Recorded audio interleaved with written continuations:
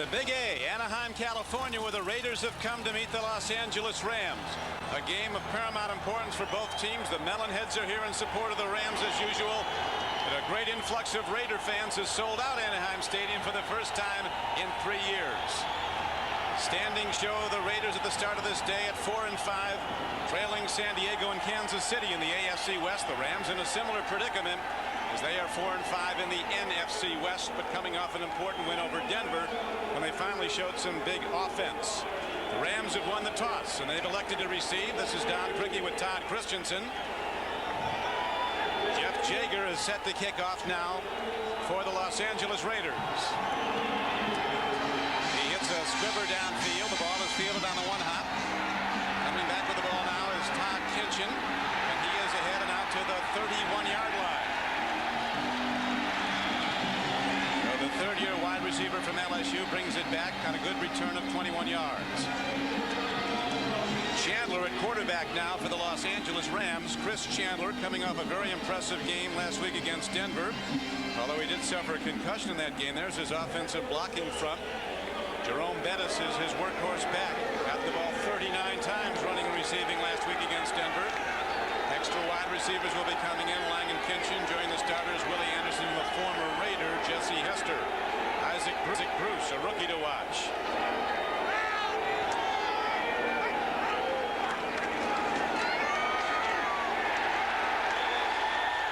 The predictable Ram offense goes right to the man they call on time and again, Jerome Bettis, the second-year fullback from Notre Dame. The front four of Nolan Harrison, Jerry Ball, Chester McLaughlin, and Anthony Smith. Chuck Knox, the Ram coach, said when they're in position, it can be like running into fixed bayonets. Rob Fredrickson playing well, the rookie #1 draft choice. Terry McDaniel, one of the best corners. In the Pirate defense, James Trapp comes in to join the DBs.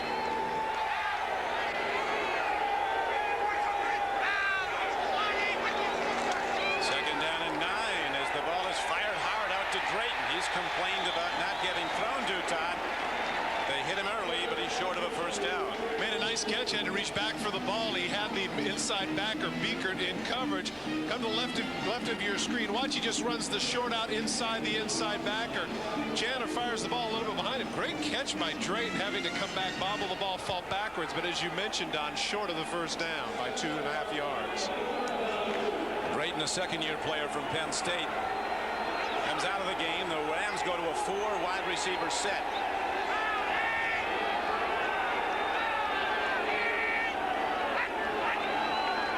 Chandler takes a look downfield on third down, lofts a long ball, and the play is made. Coming down with the ball is Jesse Hester, the former Raider.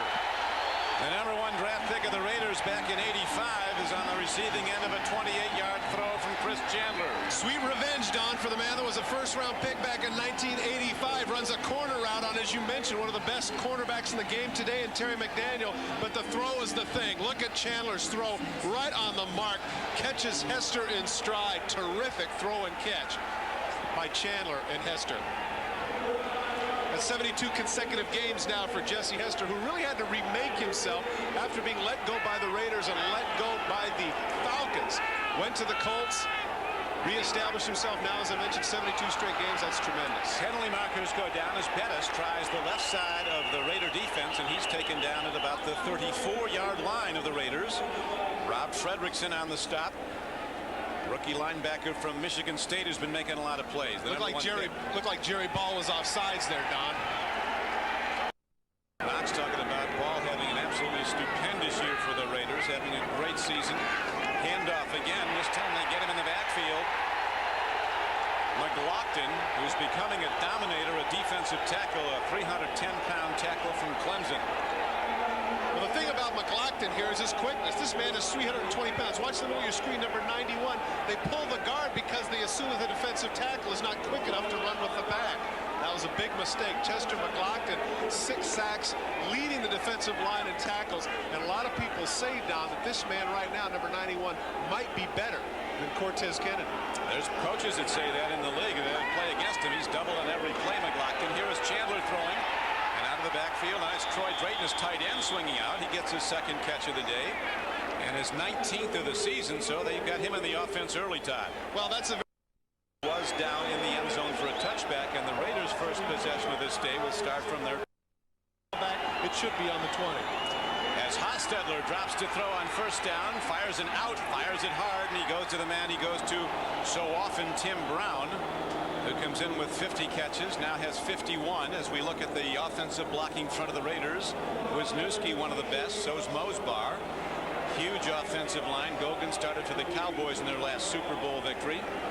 Harvey Williams coming off 3 good games. They've been running the ball better with Williams. Rathman, the former 49er, a big blocker. Raghib Ismail, one of the fast Raiders. They have many joining Tim Brown and Alexander Wright. And the Raider tight end is Andrew Glover. Raiders coming off a loss. Rams is #1 to protect the quarterback.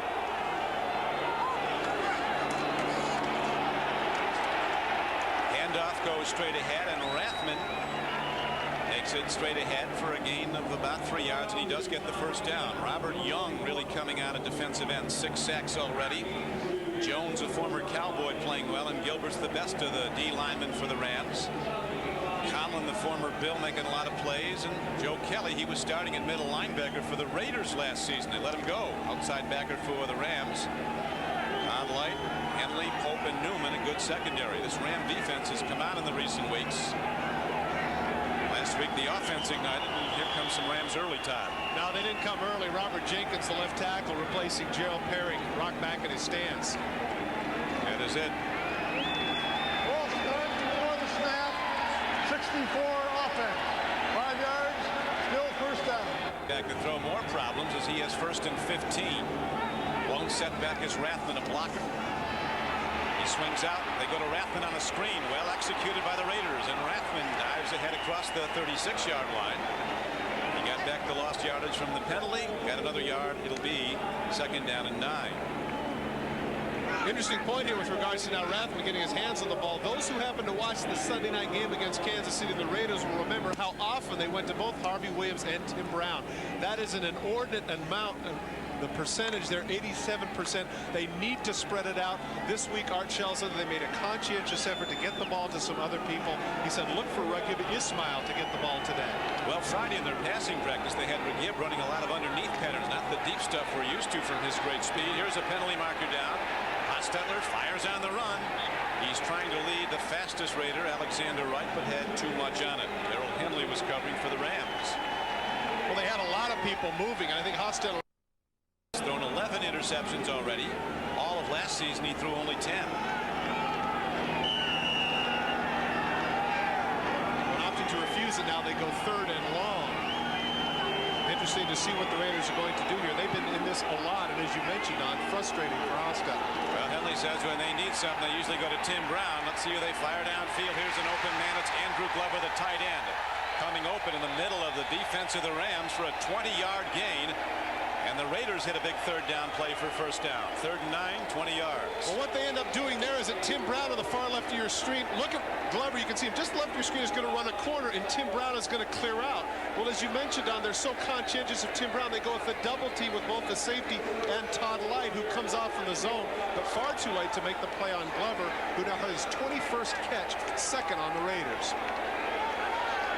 Brown's been the guy with the most catches, 51, including 1 today. Hostetler play faking, buys some time with a good fake, fires to an open man on the near flank. Penalty markers go down. Harvey Williams coming out of the backfield catches his 30th pass of the season. Flag goes down, though, Don. It'll be interesting to see what they have here. If it goes, it's a 12-yard gain for the Raiders and a first down. To me, that they might be calling Alexander Wright. That's what they're doing. So the interference call this time goes against the offensive player. Amazing. One of the problems has been drops. Other than Tim Brown, the wideouts have been dropping balls for the Raiders. Markers go down again. Rathman carries, and Jimmy Jones, the defensive tackle who played for the Cowboys and started for them in their 2 Super Bowl wins, makes the stop. But Fred Stokes got off to a little bit too fast of a start. They could call that either way on Jones or Stokes. A lot of guys pumped here, Todd, in this one. People are leaving early. Defense. 5 yards. Repeat first down. Well, you know, Don, as you mentioned at the outset, I think They wouldn't be statistically out or mathematically, but they would be in deep trouble with 6 games to go. Here is a handoff with the ball. Harvey Williams straight ahead. San Diego with a tremendous West, but in sweeping Kansas City for the first time, and I don't know how long. A psychological advantage for that club, knowing that they can not only win big games, but win them on the road. That was a big one on the road in the rain at Kansas City. Hostetler swings it out. A big rush coming at him. Robert Young, the pass rusher at left end, 76 for the Rams, putting the heat on. So Hostetler. See what the Raiders go to on 3rd down, and they need 13. Here's the rush. Nice screen up the middle. They go to Harvey Williams, and he can motor. Williams is 27 pounds lighter than he was last year at Kansas City, and is a lot faster because of it. He broke that for a 20-yard gain on the screen pass. They went to the 4 wide receiver. They split out their tight end. Look at the middle of the field now.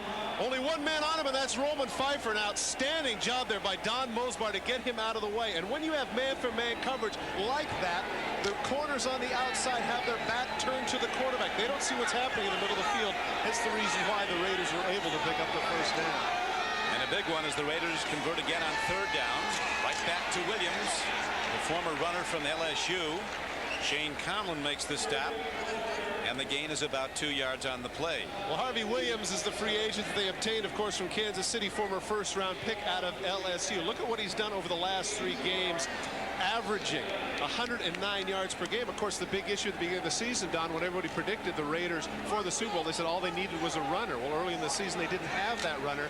They decided to commit to Harvey Williams, and he has paid dividends over these last 3 ball games. He's really coming out, and Raiders could be, as an offense, as Knox said, the Rams coach, this is a team ready to explode on offense at any time because the personnel's in place. Hostetler takes a look, and he fires away. Threw it away to avoid the sack. James Jett was 20 yards from the ball. Robert Young. Southern California day, temperature in the high 60s. Clear and sunny, wind not a factor. Hostetler steps into the pocket, lets a long ball go. He's got him in. Andrew Glover's in the end zone. Touchdown, Raiders. So Hostetler, under pressure on previous plays, stands in, steps up, and delivers a perfect throw to his tight end as the Raiders start to spread the ball around, and they go on the board first. Well, it's a simple corner route, and they caught him in man-for-man coverage. The very thing the Raiders said that they wanted to do. That's what they're doing, spreading the ball around. Rathman, Glover, early on, getting them involved in the offense, and clearly the Rams are not prepared for it.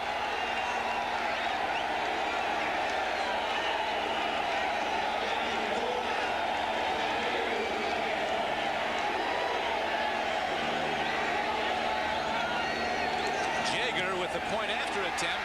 Drives it up and through, and so the Raiders hit on their opening drive, converting 3rd down plays. The last 3rd down conversion, good for 6.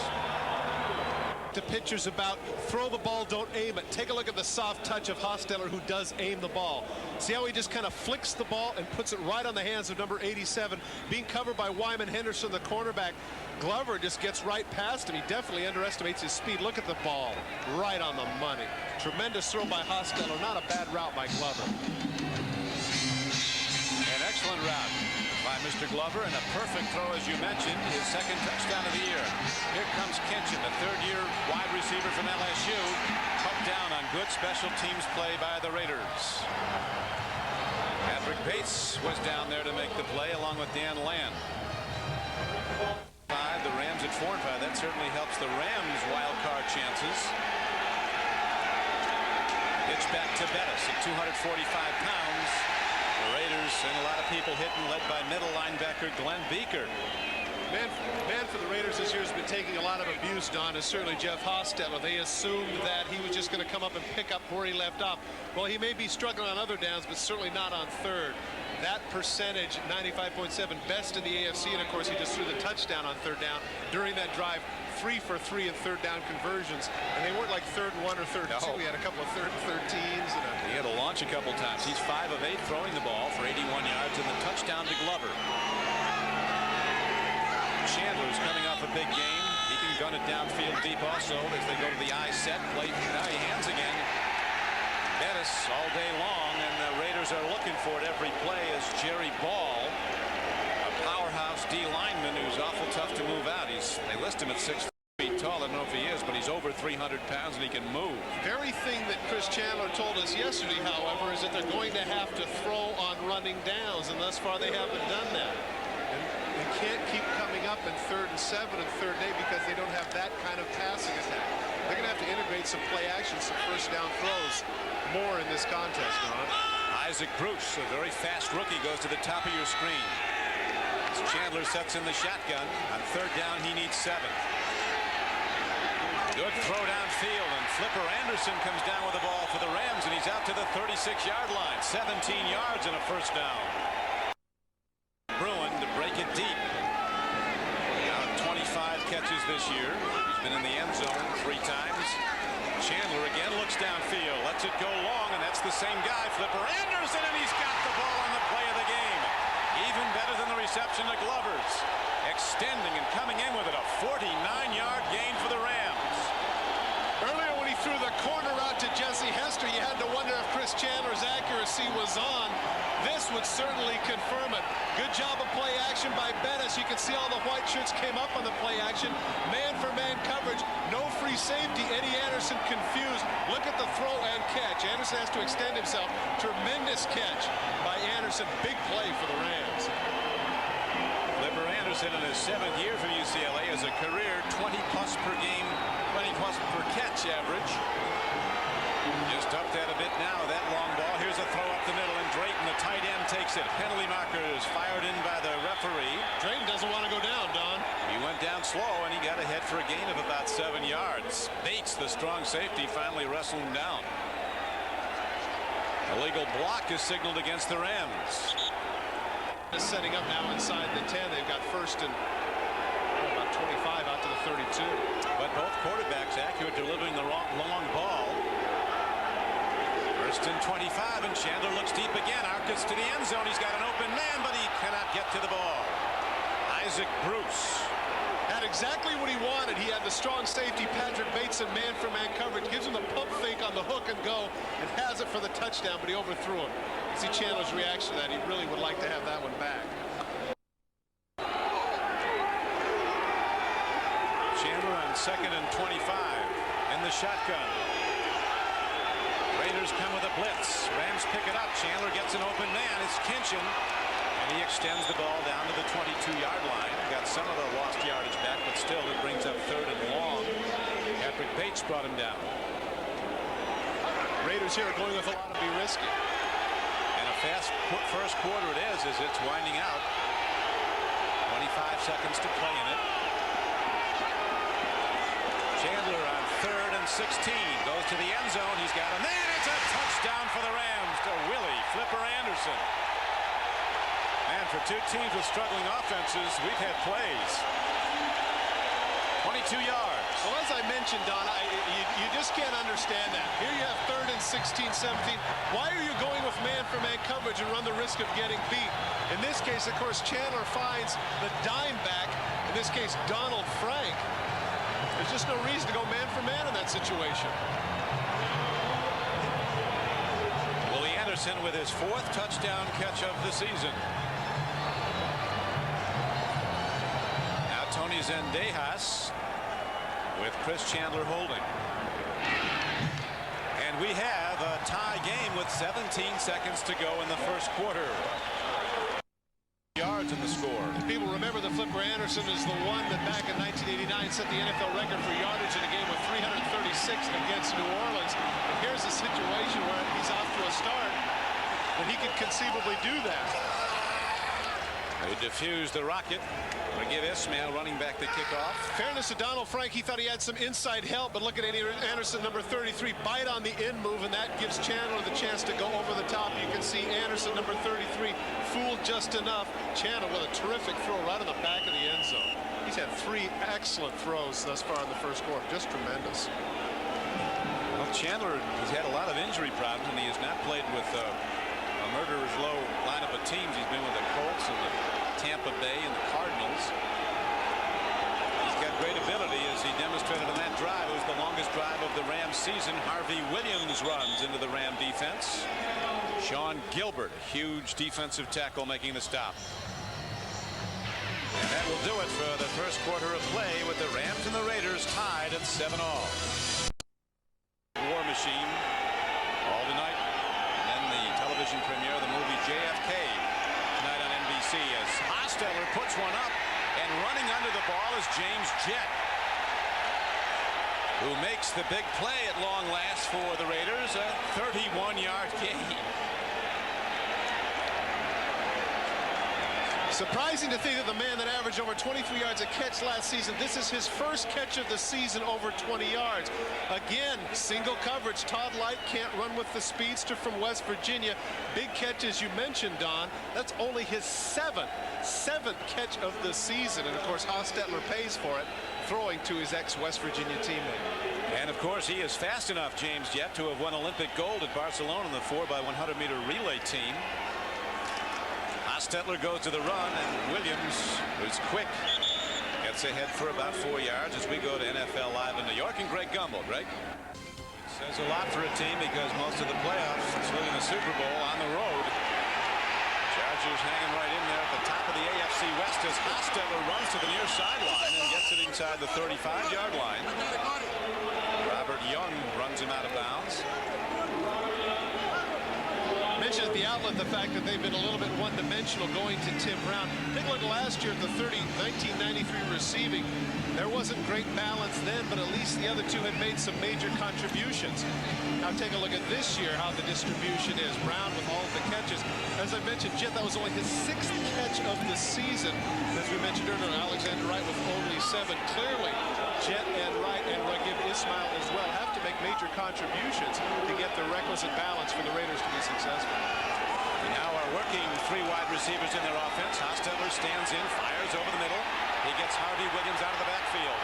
And Williams breaks it inside the 25-yard line. Darrell Henley brings him down at the 22, but it is a 12-yard Raider gain and another Raider first down. Roman Pfeiffer, the linebacker for the Los Angeles Rams, to the left of your screen, is going to have Harvey Williams in man-for-man coverage. Does a little in move, goes to the out, and then watch the spin move. Instead of taking his momentum outside, cuts back to the inside and gets the first down. Harvey Williams came to the Raiders in the offseason as a free agent after spending his first 3 seasons with the Kansas City Chiefs, who had made him their #1 draft choice 4 years ago. Hostetler dumps it off nicely. A marker comes in. Again, he goes to Williams. He's just finding a place, Todd, in the middle of that zone coverage and kind of weaving around till Hostetler sees him. All against the Raiders. Well, of course, in that case, the protection was too good. He had plenty of time to look all over the place and get a chance to see who was holding.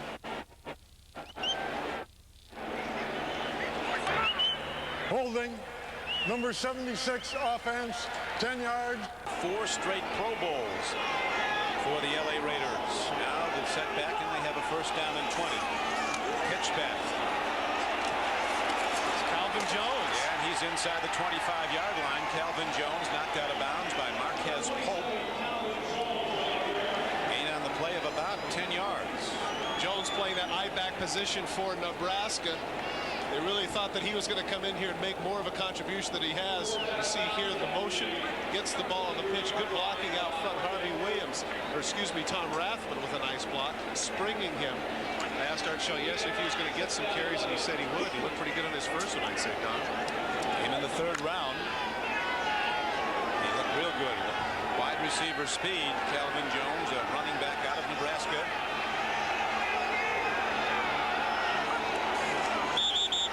Go back to Jones, giving Harvey Williams a little rest now with 11:56 to play in the first half. Now their marker. Took too long to get everybody set, it looked like. No. Position, he flinches just a little because he has to get out too quick, and he wasn't able to get out and do it legally. Hostetler taking a look, buying time with a good ability to run. Fires hard and hits his man. It's Tim Brown. Marquez Pope looked out to have good coverage on him, but Hostetler threaded it right in for a 15-yard gain. Well, they had great coverage, and you're absolutely right. This time the pass protection was outstanding, and it's hard enough to be a quarterback in the National Football League without the quarterback getting 6 seconds to throw. Tim Brown gets the bump from the linebacker coming underneath, and they find him. Look, look, the Rams are right on top of him, all over him, but because of his ability to move, Hostetler is able to get the ball in there. It's really not that bad a coverage, it's just there was way too much time. Marquez Pope right up there, but he couldn't hang with him long enough. And Harvey Williams comes back in the game. Tim Brown putting up Pro Bowl numbers as the handoff goes to Williams, and the Raiders unable to open the left side of the Ram defense. Shane Conlon, who's best at stopping the run. 56th was the lead tackler, and he's been the #1 tackler for the Rams this year. Art Shell, I'm sure, Todd, doesn't like to see those malfunctions in his offensive line. Shell, one of the great tackles who ever played the game. Well, he can't be, you know what, Don? He can't be too upset at this point. The offense for the Raiders is hardly malfunctioned at all. First drive, they go the length of the field. Now here they're set to do it again. Well, they've been doing it on 3rd down because of offensive line penalties. As the marked chains come out, see if they got there.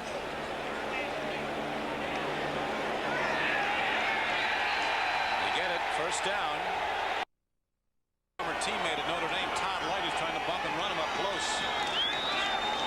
Gibb runs a pattern over the middle, and they go to the run, and Harvey Williams takes it inside the 10-yard line.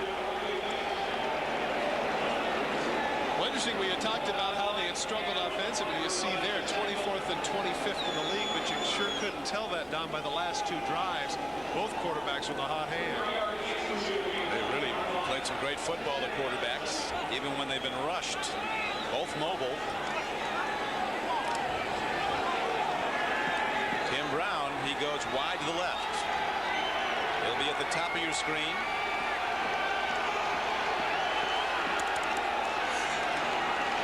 That's where Hostetler's looking. He runs out of time as Robert Young got him. And then he was finished off by Gerald Robinson, number 97. Well, once again, the coverage is outstanding, and he has plenty of time to throw. That's the proverbial cover sack. Take a look at the time that Hostetler has to look at receivers. Looks at 1, looks at 2, now comes back to the middle, looks at 3, and realizes he's out of time. Raiders and the Rams have not played in the regular season since '91, when at the Coliseum the Raiders beat the Rams 20-17. They did play a preseason game here last August. Raiders won that 29-20. There were a lot of fights in the stands. Here's a throw and a catch and a touchdown to Raghib Ismail. 10-yarder as Raghib Ismail breaking it up the middle, and again Hostetler right on the numbers. And the Raiders go back in front 13-7. And they've got to be very happy, not simply because of the fact that they're scoring the touchdowns, but they're spreading the ball around. Tim Brown at this point with only 2 catches, and I guarantee the conversation you see right there is a lot more pleasant than the one that they had in Miami. Art Shell's got to be happy with the play of his quarterback. He's got to be delighted.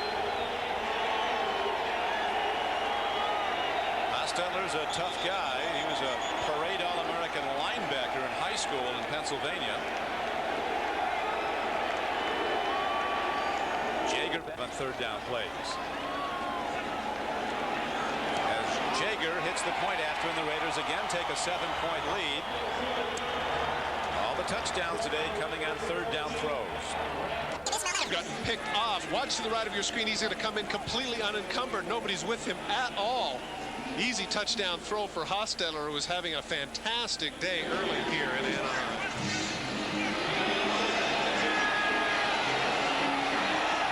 David Lang, a rookie, breaks it for the moment for the Rams, and he is taken down at the 33-yard line. So now it's Chris Chandler's turn to go to work as a trigger man. Phil, Tim Lesser's number 34 is going to be taking some abuse for getting hammered by a kicker.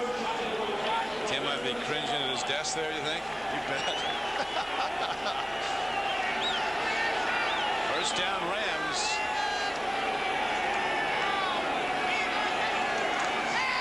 Chandler looking to go deep early. Now he swings a screen pass, and Jerome Bettis is on the run. Gets a lead block, and Bettis is across midfield and down to the 49-yard line. A 19-yard game. Both teams executing the screen very well here. Well, the thing is that as soon as they went to the 1st down play action throwing, that's changed things markedly. Now, because of the fact that they have their 8-man up front, once he gets downfield, look at how few white shirts there are. Ashmore with a good block on McDaniel, springing Bettis for the extra yardage now across midfield. Chandler now 8 for 9 throwing the ball for over yards. One touchdown. Bettis, not much there. He pounded away last week against Denver, carried 33 times and averaged less than 3 yards a carry. He's on target to carry more times than any back in NFL history. The record is by James Wilder, 404 carries back in '84, 407 carries. Don, you can see right there that it's kind of one-dimensional. Isn't that amazing? 233 carries. The next closest back with only 4. Both quarterbacks, Miller and Chandler, have 11 and 10 carries apiece, but you'd have to say that one guy is taking all of the load. Not a lot happening, though, so far for Bettis. 5 carries for minus a yard as the throw is to Troy Drayton. We met with Troy yesterday. He said a lot of people, I think, might perceive me as being selfish because I keep calling for the ball. He said, I'm out here, I want to win. Something that they can utilize. Todd, of course, still holds the NFL record for receptions in a season by tight ends, 92. And coach was challenging. He's tailed off a little. Out pattern to Isaac Bruce, the rookie. Well done. 13-yard pickup on the play and a first down for the Rams. Chandler took a pop after he released the ball. Timing is impressive. Take a look at when the ball comes. Take a look out of the break where the ball is. There's the ball right now. Look at how close the ball is, right on the money to Bruce, right there so he can tiptoe out of bounds. Boy, Chandler is just having a tremendous first half. You're going to be seeing a lot more of him. Chuck Knox high in his praise of Isaac Bruce. Yeah, but if the throws are like that, even you can catch him, Don. Can't get open like that, though. Hand off to Bettis, and he is down to the 30-yard line. Beekert, the middle backer, with a head-on stick. Gain of about 3 yards on the play for the Rams as they're starting to move into range for maybe an end zone throw. And notice, too, up to that point you mentioned, on 5 carries for 1 yard, the effectiveness of the Rams being able to play.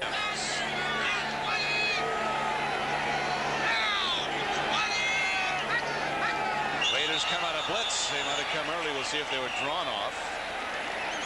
Gary Ball, he's got a hair trigger at that nose tackle position.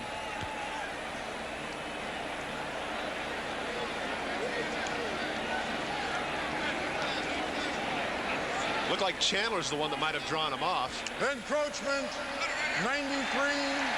Gary Ball. 5 yards. Very subtle head movement on the part of Chris Chandler is the one that brings them off sides. John Elway is an absolute master at that, Ron. Yeah, he's probably the best. They all look at the films of him doing it. As Bettis runs hard. Bang, bang. And the dart shell calls the Ram. He said, we've got to stop the Ram, not just the Rams, but the Ram. Eddie Anderson, the free safety, giving up his body as he takes on the huge fullback, Jerome Bettis. Right side of the offensive line does an outstanding job. Drayton here on the defensive lineman, Anthony Smith, pushing him to the outside. And that's what creates the hole. Drayton working on a defensive end. You usually don't see the tight end win that matchup, but Drayton certainly did there.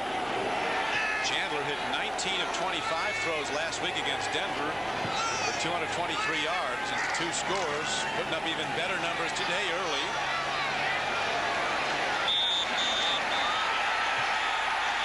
Nolan Harrison fighting Jerome Bettis to the ground. The thing that's impressive about that is that he does that time and time again. He moves the pile. And you know what? They're not going to give him that extra 2 yards. He actually pushes the pile an extra 2 yards, and they don't give it to him. He's beat up, though, young as he is. He doesn't practice a lot of days with all those carries. Now watch where they think that he's stopped. They're going to stop him right there, basically at the 15-yard line. But look at the effort by number 36 with 4 and 5 white shirts all over him. Still driving the legs, still moving. Look at that effort. Wow. Gets the big bucks and he earns him. Jerome Bettis as Chandler takes a look. Pump fakes and he is swept under. He who hesitates as the Raiders celebrate a sack, and Chris Chandler had a concussion last week is on the field now, hit hard. Chester McLaughlin was coming, so was Harrison. Just have to hope Chris is all right.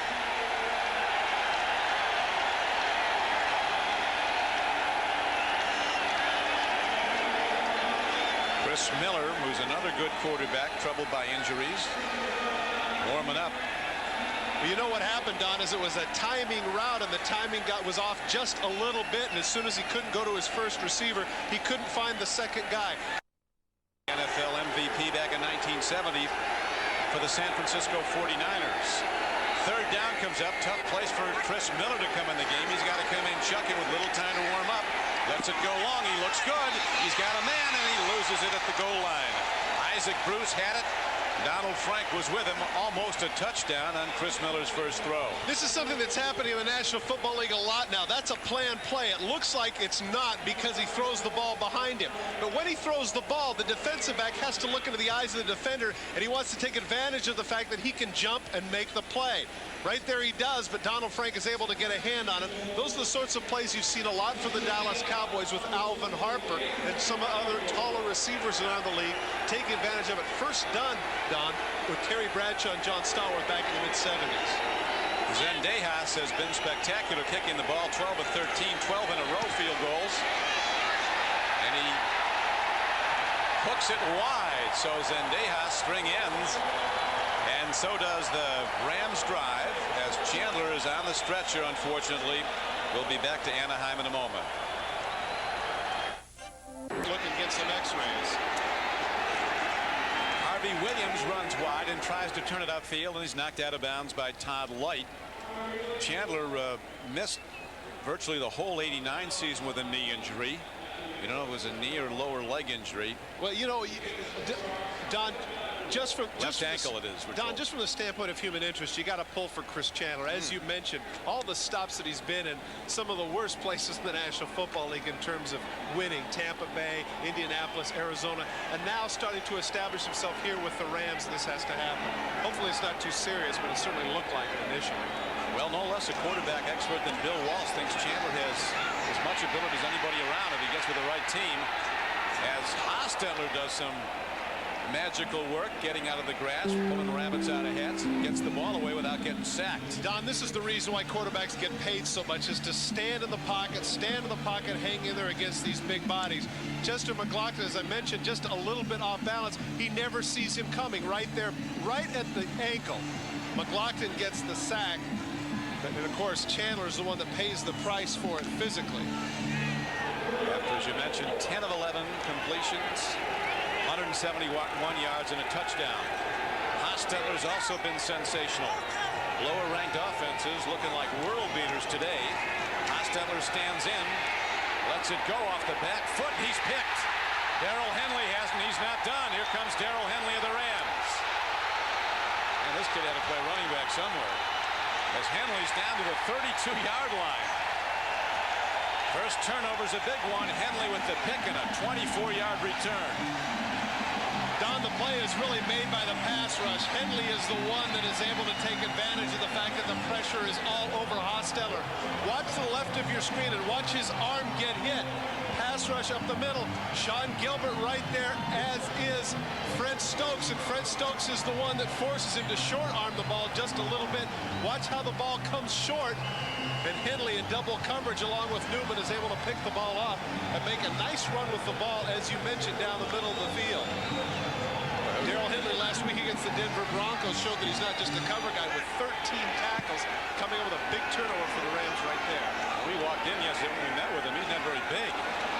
He can play. Another former UCLA Bruin, Darrell Henley, as Miller has the play blown dead. Nolan Harrison was coming, maybe early. Movement on the right side of the Rams. Looked like it was a new tight end, Ron Middleton. Nolan signaling against the Rams. Before the snap, 87 for 2. Chandler, before leaving the game with an injury, he threw for 1 for the Rams. Miller down the middle of the field. Flipper Anderson was open, and then Lionel Washington coming from off the play knocked it away. No. Don't complain, Flipper. That's a good play by Lionel Washington. Excellent play. You know, it's strange having been a receiver that I would side with the cornerbacks, but this is a rough gig now with this bump rule to play quarterback in the National Football League. Watch Lionel Washington come over the top, play the ball, and bat it away. That's a great play by number 48. Anderson's got no beef. I thought maybe he did backflips at some time as career job, but they said he got the name as a baby because he made noises like a dolphin. Flipper Anderson. Bizarre story. Heck of a receiver. Miller, oh, you talk about a big-time sack. Anthony Smith gets him a block away. Well, that's a bad play by Miller. The screen is set up, you can see, because he's backpedaling. He's trying to set up the screen. If you see that it's not there, throw at the feet of the running back and come back for the next play. Right there, just get rid of it. Instead, he steps to the right. He actually steps right into the grasp of Anthony Smith, causing the sack. Bad play by Chris Miller. We met with Anthony on Friday. Boy, he walks in the room and talks to you. They told him you were going to play the game out in the parking lot in 5 minutes. He's ready to go. This guy has his game face on. Don Criqui with Todd Christensen, sold out Anaheim Stadium. Raiders and the Rams meeting for just the 8th time in their long histories.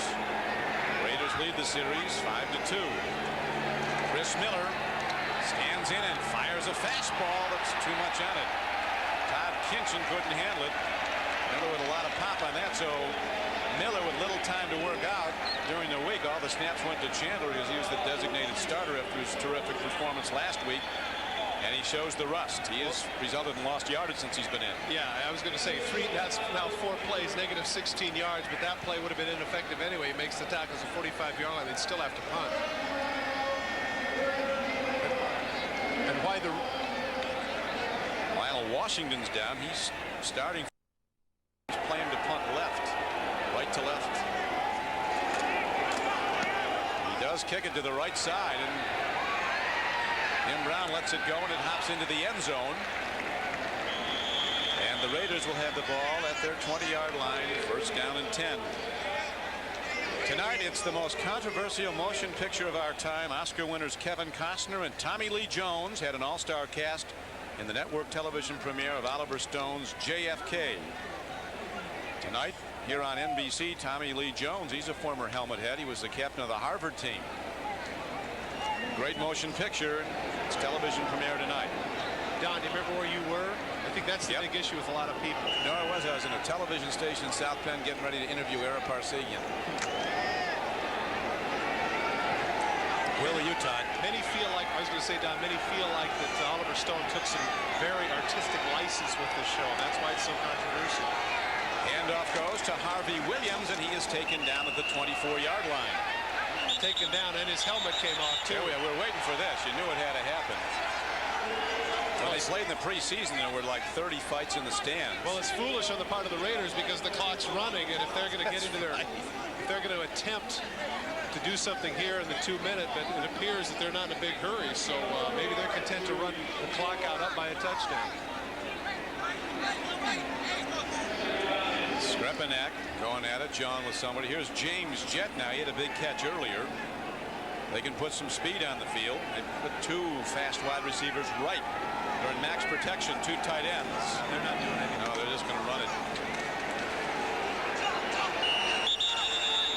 The Domino's Pizza NFL Live halftime report is coming up shortly, and there's been some spectacular comebacks this day in the NFL. At the moment, we have the Raiders leading the Rams 14-7. Am I asking too much here to give this a shot? I don't know why this bugs me a little bit. You know, fire back and launch? Well, not necessarily fire back and launch. I mean, heck, you got 4 some intermediate routes you can try, or if you're the Rams, why aren't you calling timeout with the knowledge that they clearly that they're running the thing out? Some very conservative play calling on both sides. Raiders apparently content to take their winnings into the locker room as they go back to the run. Harvey Williams, he is to the 30-yard line. Game clock ticking down to 13 seconds to play in the first half. Now the Rams call timeout. A novel idea. Not that it does a lot of good with 13 seconds left. See, the spot's very important. Did they get the first down or not? Apparently they're... Well, the Rams are not what you'd call a big punt block team, so I don't get this. They were going for it. I mean, but what's close. Kinchin catches the punt. This is a former LSU player. There's a channel of blockers, and he's got a lot of room to go. Kinchin gets down inside the 35-yard line. Half's over. Patrick Bates put a big league hit on him and knocked him down. A 42-yard punt and a 36-yard return. Bates from Texas A&M. He was the Raiders' top pick a year ago. And we're going to be back right after these messages from your local station. The first was heard. Still no report on the extent of his leg injury. X-rays. We have good news on Chris Chandler that the X-rays are negative. Well, that it is a sprained ankle, and he's just out for this game. Oh, so that's great. That's Chris. great. That's a good report on Chris Chandler. But it's now up to Chris Miller to try to lead the Rams back into the game. Down by 7. Zendejas will kick off for the Rams to start the third quarter.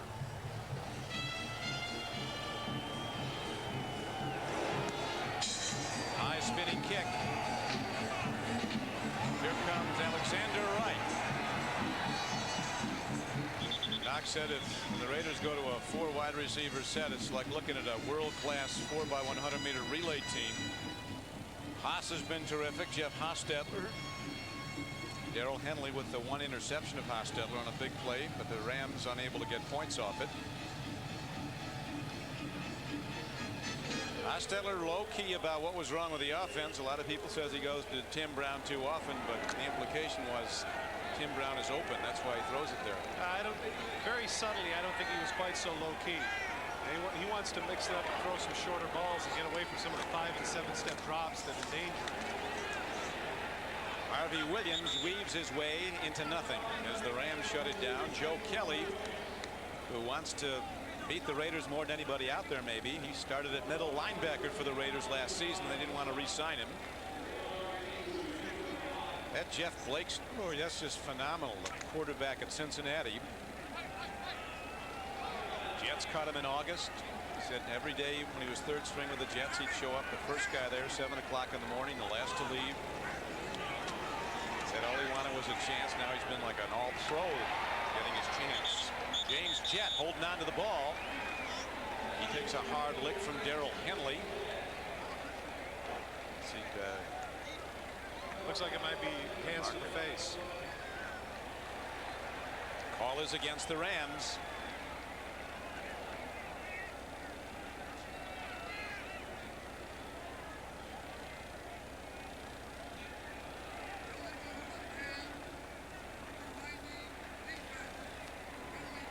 Gordon's got to get his stuff together there. His mic's not working, and the 90 was the, I believe, the number. Sean Gilbert.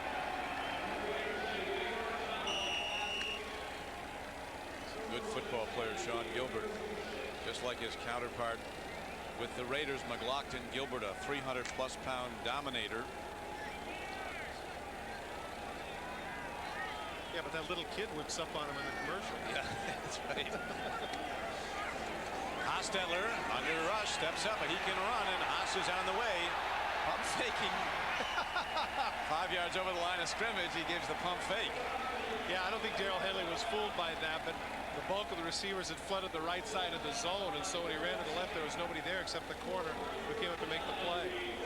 Some people say they lost their mystique when they left Oakland. What do you think? We'll look at the replay first. Hostetler runs to his left. Now watch, as you mentioned, down there's the fake in midfield. That's great.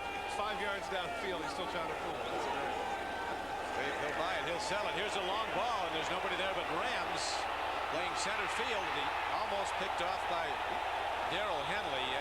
He says no. He says no. Official right on top of it. What he had there was he had James Jett on the hook and go, but for whatever reason, he didn't go. He just hooked. I think the replay will show a ball on the field. Henley having a big day, though. That man, James Jett, obviously miscommunicated with Hostetler. Let's take a look. He lays out. Okay, there's the catch. Where does the ball end up? There, his hands are separated. The ball hits the ground right there. Falls on top and tries to scoop it up and fool the official, but the official was right there. Good call. And Hostetler say, no, no way, no way. Incomplete. Hostetler in his 11th NFL season, but he has a young arm. With the Giants his first 5 years, he never threw a pass. He was a holder, even played wide receiver in special teams, playing behind Phil Simms. When he did get his chance, he quarterbacked some pre-snap mistakes, 5-yard penalties.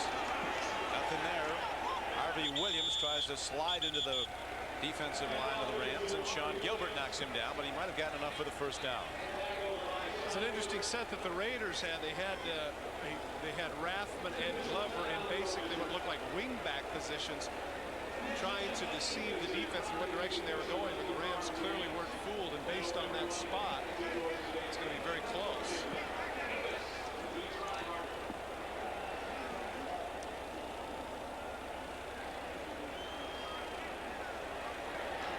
Williams didn't get much, but he got enough. And it's a first down for the Raiders. Texas. Harvey Williams putting on a big league move and deking his way back down inside the 35-yard line. Taken down by Henley at the 32. Left side of the line is the one that creates the gap. Take a look at the blocking by Jenkins. Jenkins fires off, and Rathman is able to knock off Pfeiffer, and that creates the gap. You just cannot put a dollar figure, so to speak, on the worth of Tom Rathman, the job he's done in lead blocking and catching balls out of the backfield. Very unappreciated position now in the National Football League. This time they go to Rathman, who runs it straight ahead and takes it down to the 31-yard line. Sean Canadian suit. Looks like a football player. And he does. Woody, they call him. He looks like Woody Harrelson. Here is the throw. Tim Brown takes it inside the 20-yard line and down to the 19-yard line. Very strange that he would get that wide open, Don, for somebody who, as we mentioned earlier in the telecast, Todd Light's just going to let him go. It's a zone coverage. He lets him go. He gets past the linebacker. There's nobody there. Evidently, Todd Light had anticipated that Pfeiffer was going to run across the field with it, but he didn't, and as a result, the Raiders have the first down. Now Calvin Jones, the rookie from Nebraska, comes into the Raider lineup. Rathman, the line is a blocking back. He is a wing to the right. Goes in motion, does Rathman. Leads the block as Calvin Jones, who is a big run producer for the Cornhuskers of Nebraska, takes it down to the 15-yard line, a gain of 5. Well, as promised, that's his second to get a blow from time to time. Maybe that's what they feel like the Raiders can do with Jones, and he can provide that rest. Again, there's motion in the lines as Hostetler throws for the end zone. Tim Brown can't get to that ball.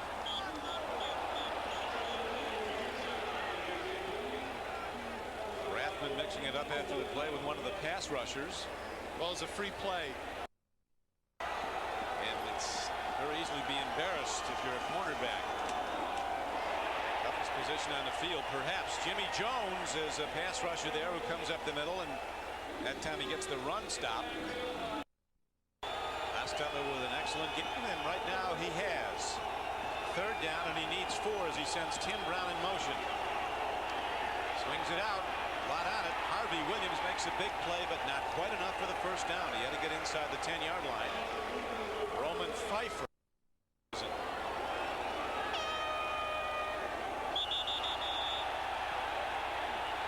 Now, if that's against the Rams, Don, that is going to be extremely costly. And here's the thing that I'm thinking is that even if you are there as a Ram player, why do you want to jump? Go ahead and let the guy flinch. It's going to be an automatic field goal anyway. The field goal. Oh, that's awful. Power set now for the Raiders as the handoff goes to Harvey Williams, and he takes it down inside the 5. 29-yard field goal. Let him kick it. Give your offense the ball. Instead, they gave him the first down with a penalty, and now Hostetler trying to capitalize, throws it away.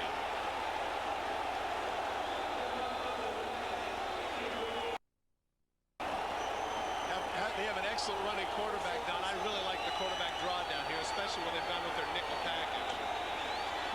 Third and goal. That's the call. Good call indeed, Todd, as Hostetler takes it close to the goal line. He's about to 1 as the Raiders signal over the bench. It's a couple of feet for a touchdown, and that brings up 4th down. So do you extend your lead? I think you got to go for it. To 10 points or go for the touch? You saw on the sidelines there, Art Shell is going to go for it, and for this very reason. You're up by a touchdown. Even if you don't get it, then you force a quarterback, as you mentioned, who is cold, to lead his team 99 yards in the other direction. Good call by the Raiders here, even if they don't get it. Rathman, the up back, the blocker. Harvey Williams is the eye back. Rathman goes in motion. It's Williams, and he is up and over, and he's stopped by the Rams. Wow, what a hit! Shane Conlon. What a hit! Wow! Who Joe Paterno called the best linebacker he's ever coached at Penn State. Makes a Pro Bowl hit. He's been to the Pro Bowl 3 times. That was absolutely amazing. Apex of Williams' jump. Did he cross the goal line? He comes off the right foot. Okay, Okay, here's the initial right there. Stop. Oh, that's awfully close to the ball being over the goal line, but Conlon makes an outstanding play, makes him go backwards. And not only is it a huge play in terms of stopping him, but they tacked on a personal foul at the end of the play, and so the Rams are going to be starting at just 15-yard line instead of their own 1-yard line. So that's a big turnaround for the Rams. Well, you talked about the strategy of that, going for it on 4th down. If you don't make it, you make them go the long field, 99 yards, but that personal foul now shortens things. It's still a long way to go, but Conlon needs a touchdown-saving tackle for the Rams.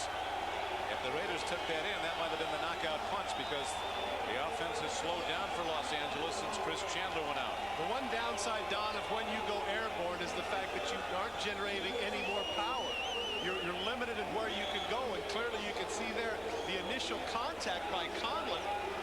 Williams is at his mercy, and so he does a great job of hitting him right in the middle of his body, preventing him from going over the goal line. He may have been at it. He didn't go over, and so as a result, the Rams set up shop now just outside the 15. And Chris Miller at the controls after Chris Chandler went out in the 2nd quarter with an ankle sprain.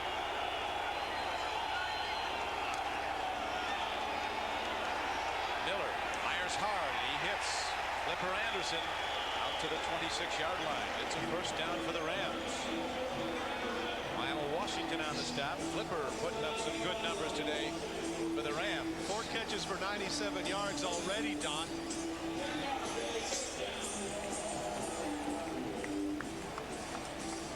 Miller is a $3 million a year quarterback, a free agent signee.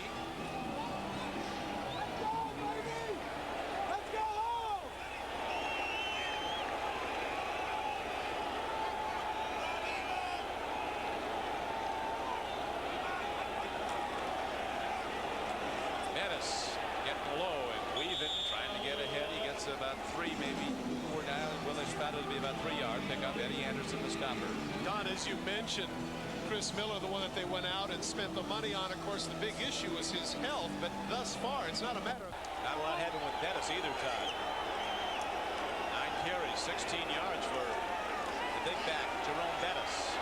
Miller stands in. He gets Bettis out of the backfield, and Bettis is out to the 35-yard line on 2nd down. He'll be less than a yard short of the 1st down. Outside backer Winston Moss got it. Last week, he caught 6 balls. Don't bet him on the golf course. He's pretty good.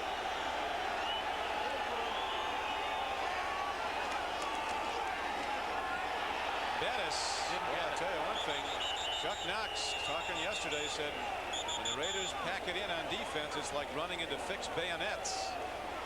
Well, the predictability of it, too, here, Don. Why not go with the play action? Why not try something a little bit wide? I realize that Bettis is your horse, and you've got to ride him, but as you mentioned earlier, 9 carries for 16 yards. Clearly, that's something that's been ineffective. Why not try something else? I think in that situation, if they'd have handed it to the fullback, everybody would have been stunned. He probably would have got the first. Howard Griffith, starting fullback, 1 carry for 5 yards in the entire season. Can you believe that? Yeah, there's not a lot of mystery in that running game. Well, Chuck Knox is always, they call his offense Ground Chuck. When he was at the Rams the first time, Lawrence McCutcheon was his great runner. He ran it all the time. And then he went to Buffalo, and Joe Cribbs was the main man running the ball time after time. In Seattle, it was Kurt Warner. Well, they got all the work, and now it's Jerome Bettis. He likes one back. Well, interesting here, Don. Art Shell, of course, earlier, remember, took the risk on 4th down, and I guess Chuck Knox feeling like they don't want to take chances here. There's still plenty of time left. They're going to play the field position game. Instead of going for it, they're going to kick, and that certainly makes sense with the way the Raiders stuffed Bettis on the last play. He's been getting stuffed all day, Jerome Bettis. Best play was that out of the backfield catch. Landena hits a high punt. Drives Tim Brown back. He made his name returning punts for touchdowns at Notre Dame and won the '87 Heisman Trophy, but he only gets 8 yards on that return after a 55-yard punt by Landeta. The Raiders take over with a 7-point lead. Tonight, primetime is action-packed on NBC. It's the show the critics call Continual Spielberg Show, as right now we watch Calvin Jones run the ball for the Raiders and get to the 35-yard line. Earth 2, the NBC primetime show, its 2nd episode tonight, is set in the year 2192. That projections are Tao would be the home of Super Bowl 226 here in NBC. Well, one thing's for sure, you and I won't be broadcasting it. That would make news, huh?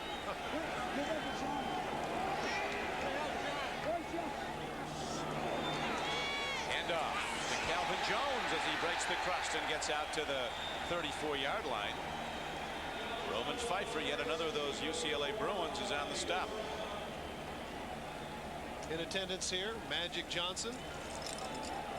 Giving the high five to the youngster. Telling him, gee, I sure wish you were still playing, Buck. All right, thumbs up. Not a bad point guard, Hudnon. Oh, man. Player for the ages. Lakers could sure use him now. What's amazing is people look at his 5 championship rings. What to me is even more stunning in contemporary basketball. 9 times they were in the finals. That's amazing. He was a winner. 19-year-old sophomore led Michigan State to an NCAA championship. 20-year-old rookie led the Lakers to an NBA championship. Calvin Jones, who led Nebraska to almost a national championship last year, as the Huskers came up just short in the Orange Bowl. Well, now, I'm sorry to interrupt. I was going to say it's interesting at this point, Don. We mentioned that Art would get him some carries. These really haven't been token carries. He's been in some pretty crucial points in the game. He's quick.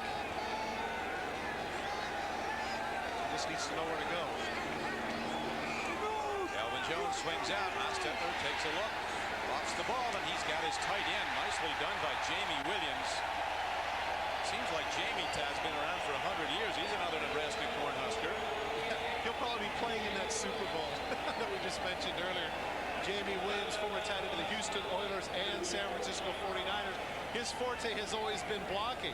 Take a look at the throw by Hostetler right at the last minute. Then he gets hammered from behind by Gerald Robinson.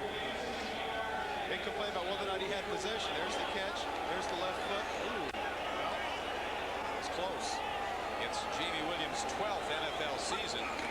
Actually started with the Giants. Handoff goes to Calvin Jones across midfield and down to the 47-yard line.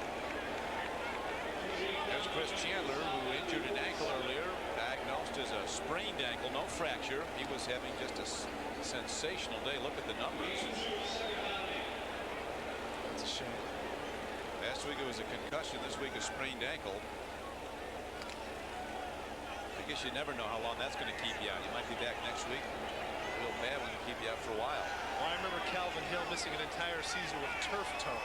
So who knows? It ended Jack Lambert's career, turf toe. Swing pass. Rathman with a penalty marker down. Joe Kelly, an outside linebacker, wrestles him down. As the game clock is down to 56 seconds to play in the third quarter.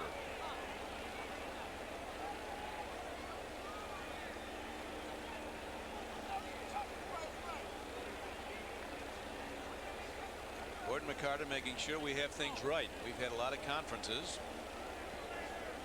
Better to get mistake-free refereeing. Now he says still not working.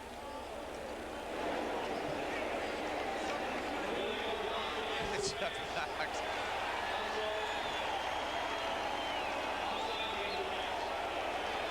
Ducks offense came out firing last week against Denver with Chandler pulling the trigger. A great offensive passing day.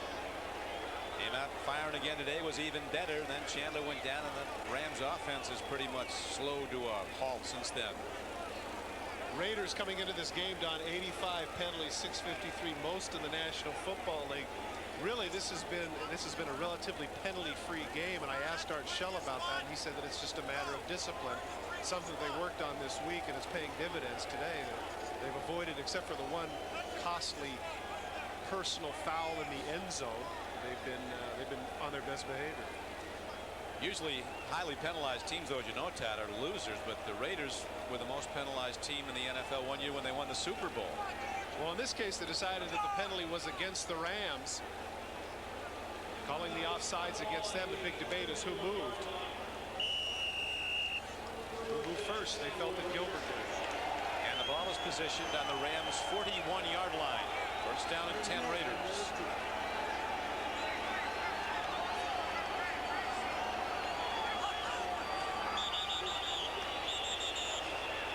Williams might have turned upfield. This is not a thing of beauty from an execution standpoint at the moment.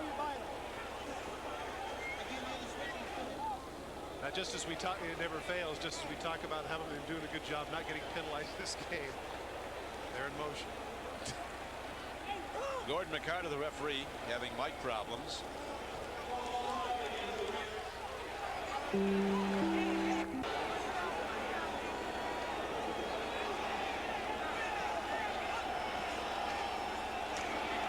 Hostetler takes a look, screens it to Rathman.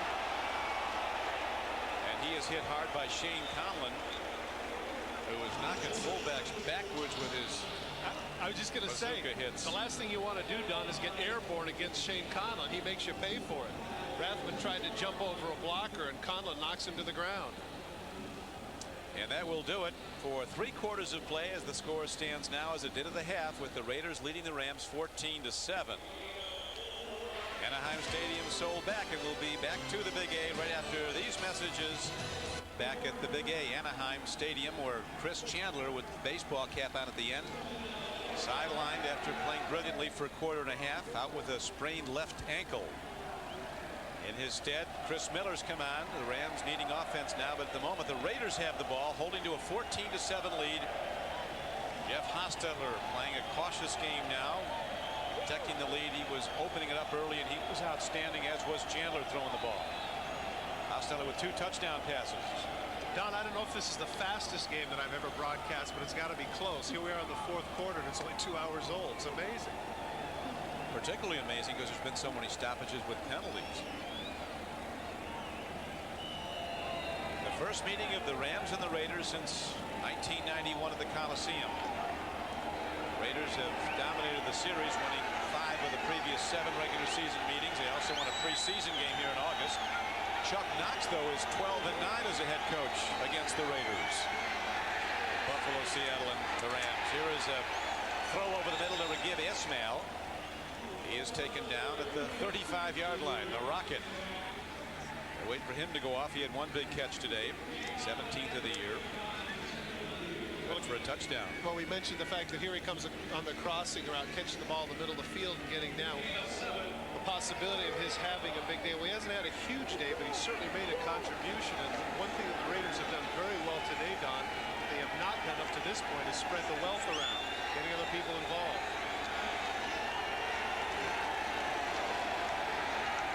Ian Hostetler looks to spread it around now as he sends Tim Brown in motion. Checking people out under the rush.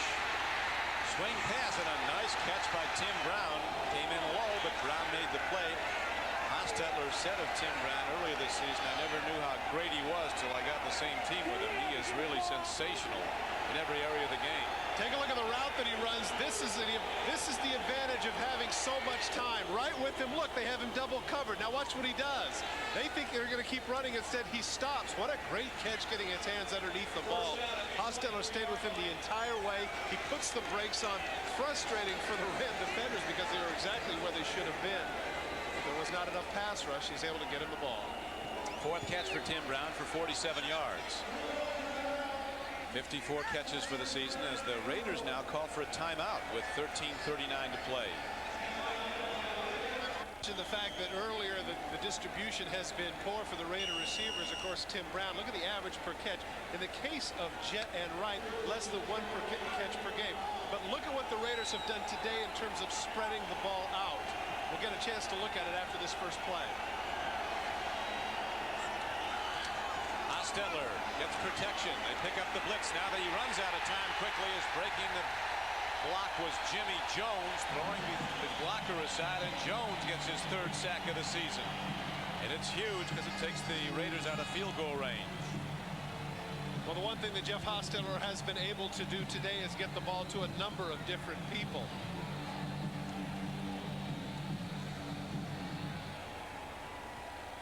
Loss on the play back to the 33-yard line, so Hostetler will be looking to throw again today. 7 different people have handled the ball for the Raiders, and what that does, Don, not only does it create problems for the defense in terms of spreading things around, but it does well for the psyche of the offensive players, knowing that they can all be involved. Hostetler had an open man, but under pressure he released it a bit too high. Jimmy Jones was coming hard again. The pass rusher out of Miami of Florida, who came in as a free agent from the Dallas Cowboys. First 4 years in the league at Dallas. 2 Super Bowl championship teams. It's a good thing they had the pressure too, because they had man-for-man coverage. That could have been a big play. 7 for 8 on 3rd down today. But at 3rd and 19, Don, I'm thinking that it's not so much that they want to convert and get the 19 yards, but maybe get back at least 8 to 10 yards so they can have a shorter field goal. Get Jaeger in position. That would extend their lead. A successful field goal to 10 points. The Rams haven't scored in a long time since the first quarter. Costello looks, fires up the middle. He's got Tim Brown. Ram zone defenders close in on him, but he did indeed get what you're talking about, that got a 9-yard gain down inside the 30-yard line. And Hostetler's now down. He took a shot right at the end of that. He is in some pain. You can see the grimace on his face. Surprising too, considering the fact that it was a short drop. Jeff Hostetler, who's been playing absolutely brilliant football, he is down and being attended to. Jaeger, quarterback for the Los Angeles Raiders, got shot on his left knee as he's delivering the pass. So like his counterpart Chris Chandler, he is helped off the field. Watch the left ankle. Watch here right at the bottom. Take a look at his left ankle, and when it gets it's fallen upon by Gerald Robinson. There it is. That's going to fall underneath the weight of nearly 290 pounds, and that has to hurt. The good news, though, Todd, is he is with help walking off. I mean, he has motion in the leg. Vince Evans, who's been around forever and is still able to fire the ball with the best of number 11. He could be coming in. Billy Joe Hobart, also a Raider quarterback. At first, the Raiders look to extend their lead to 10 points as they have Jeff Jaeger on the field. Now, an interesting point here too, Don, is that Jaeger has been standing around. Is this going to affect him much? It's a 44-yard kick. Not all that easy. This is an absolutely huge kick for the Raiders to force the Rams to get 2 scores. He's got the distance and he has the range, pumping it right down the pipe. Jaeger hits a big one and the Raiders lead by 10. Ankle injury. Chris Chandler, the Ram quarterback, the Rams started today on crutches with an ankle injury as the Raiders now lead the game 17-7. David Lang, a rookie, runs it straight ahead and weaves his way for a return of 20 yards. And while the defensive units come out, there's a break. Imported beer, Heineken. Just being the best is enough. Back and set to go as shadows now cast across the stadium. Injury to Hostetler. As we mentioned, the leg falls underneath, and I rather doubt that he's going to be back today, going into the locker room to get an X-ray. I think Vince Evans is going to finish this one up now. And in the meantime, the Rams backup is finishing it up, hoping to get them back in the game. Miller throws. Oh, man. Washington almost had an open track to the end zone. Will he now swing back to NFL Live in New York and Greg Gumbel? Sprain to the toe joint on his left foot. Donald Frank, you recall, last year is the one who ran back an interception 102 yards against the Raiders when then playing for the Chargers. You name a traumatic injury, you can get one in this game.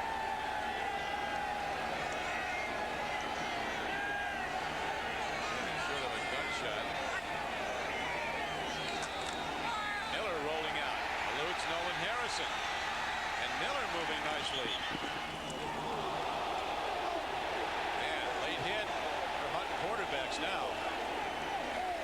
You know what, Don? I'm not sure that that was Jerry Ball's intention. I think he's really trying to hold him up. I think his receiver came and tried to hold him up, and he caught a clothesline. I guarantee you that Jerry Ball could have hurt him a lot worse if he wanted to. It wasn't intentional. Watch at the end of the play. Now watch. 13 is going to be out of bounds. Jerry Ball coming to the left of your screen. Now watch there. He's slowing down. He's actually putting on the brakes. He's slowing down. He's not trying to hit him. I I guarantee that at 325 pounds, if he would have really wanted to hit him, he'd have laid him out, but that was completely unintentional. Yeah, he can put you up into about row C. Big Jerry. Well, you think about that inertia. You can't just slam on the brakes with that kind of weight. Like stopping an oil tanker. Gives the Rams good field position now at 1st and 10. Miller, his team down by 10, throws a nice lead pass to his tight end, Troy Drayton. He's out across the 50-yard line and down to the 48. Out of bounds, stops the clock. A lot of time left. 11:49 still to play. Well, this is where, speaking of time, Don, the Rams need to utilize theirs. You see the time of possession here in the second half. What a disparity. 14 minutes and 40 seconds for the Raiders and only 3 for the Rams. If the game were to end like this, Don, the papers would say, well, the loss of Chandler was crucial and Miller didn't do the job in the second half. Well, in truth, at least up to this point, he hasn't had an opportunity. He really hasn't. He's capable of big plays. And the Rams badly needed him now as Miller takes a rollout drop. Launches, gets his man. Nicely done. Isaac Bruce plants his feet, leans over the white line, and makes the play. 14 yards, first down Rams. And he caught it on one of the best, Terry McDaniel. Well, the beef that McDaniel has, he makes a nice catch. McDaniel at the end had come over to the side judge and said that Bruce had pushed off on him. Watch number 36. Let's see if that's the case. Bruce cuts up the field. He's with him. No. Terry doesn't have a beef there. Terry got fooled. Nice throw by Miller to Bruce. So the Rams drive on. Miller starting to heat up at quarterback. Our center staying away from Bettis. They play fake to him. Swing pass. He was going to Bettis. Nicely executed play, but Nolan Harrison with a big rush kept Miller from hitting his man. I mean, the defense was all over it. Both Winston, Moss, and the flat, and Beekert on that particular play had Bettis man for man. Even if they completed it, it would have gone nowhere. Greg Beekert, inside backer, graduate of Colorado, only his second season, taking the reins, calling the defensive signals for the Raiders on run downs. They really like the play of that youngster. Very consistent. Greg Beekert, as has the rookie that's been playing so much, Rob Frederickson, the outside backer.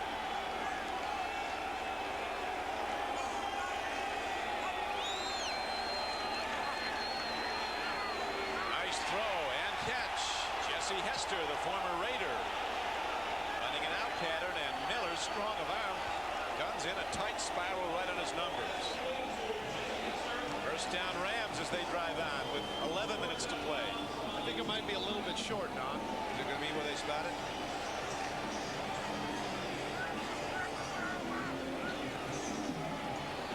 Yep, it's going to be third down in less than a yard. They mark it out of bounds. Jesse Hester with the short route on James Trapp. See where the mark is. He actually slaps the ball out there. I think the argument there is that whether or not the ball stayed in the field of play as they felt he was out of bounds when he knocked the fumble away. Miller saw something he doesn't like. What happens there, Tom, when you see a quarterback just look at a defense and call timeout? Well, when you got a situation, it's 3rd and 1 at this point. You don't want to take too many chances. This is a crucial play. Interesting at the end of the play. Take a look at where the ball ends up. Watch at the very end. Is he out of bounds? The ball comes out. Awful close. Very close indeed. But it's 3rd and short. Bettis with just 13 yards on 10 carries. Miller looks to throw. Now to run. Fires. He gets his man. First down Rams. A thunderous hit put on Troy Drayton by Patrick Bates, but the tight end holds on, and the Rams drive on. Very resourceful on the part of Chris Miller, but I thought that was a very strange call, Don. They got 3rd about a foot and a half, and they go with a drop back pass. I guess that was a little bit of an element of surprise, and of course Greg Beekert can't seem to hang with Drayton. Bates comes into the secondary to make the tackle, but not before he gets the first down. Drayton wanted to be more involved in the offense. He has been 5 catches today. He had just 17 coming in. He has caught 4 touchdown passes, none today. Rams down by 10. End zone throw, open man, too much on it. And a penalty marker is fired in. Willie Anderson running the deep pattern. James Trapp was with him, and the umpire threw it in. It might be a hold on the Rams. Well, we'll see. 9:51 to go in the game. New package comes in for the Rams. Kinchin and Isaac Bruce come in. Jesse Hester in. And the Raiders in this chess match send in extra defensive backs. Personal foul, unnecessary roughness. Number 74 defense. Got Nolan Harrison of the Raiders. Half the distance penalty. First down. Watch number 74 right in the middle of your screen. He catches a helmet in his face. Now watch. There he throws the punch, and that's what Gordon McCarter sees. It was a good job by Jones in keeping him out. Harrison retaliated. He got caught. So the Rams, who've not scored since the first quarter when Chandler executed that beautiful drive downfield and hit the touchdown throw, now they're challenging. And Don, you got to figure that that's just really a foolish thing to do. Or was it? Why give the Rams an opportunity for some momentum? We mentioned earlier they're doing such a good job in preventing silly penalties. Now they get one that could be costly. First and goal. Miller eludes trouble. Here's a penalty marker. Again thrown by the referee McCarter as Miller is taken down at the 16-yard line. Big loss on the play. Terry McDaniel got him.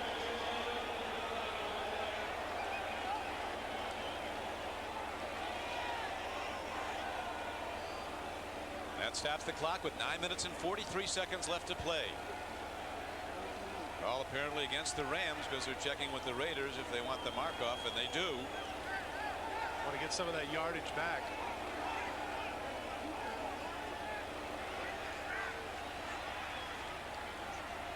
Chuck Boleyn is the one who did the holding.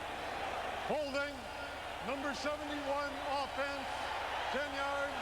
Repeat first down.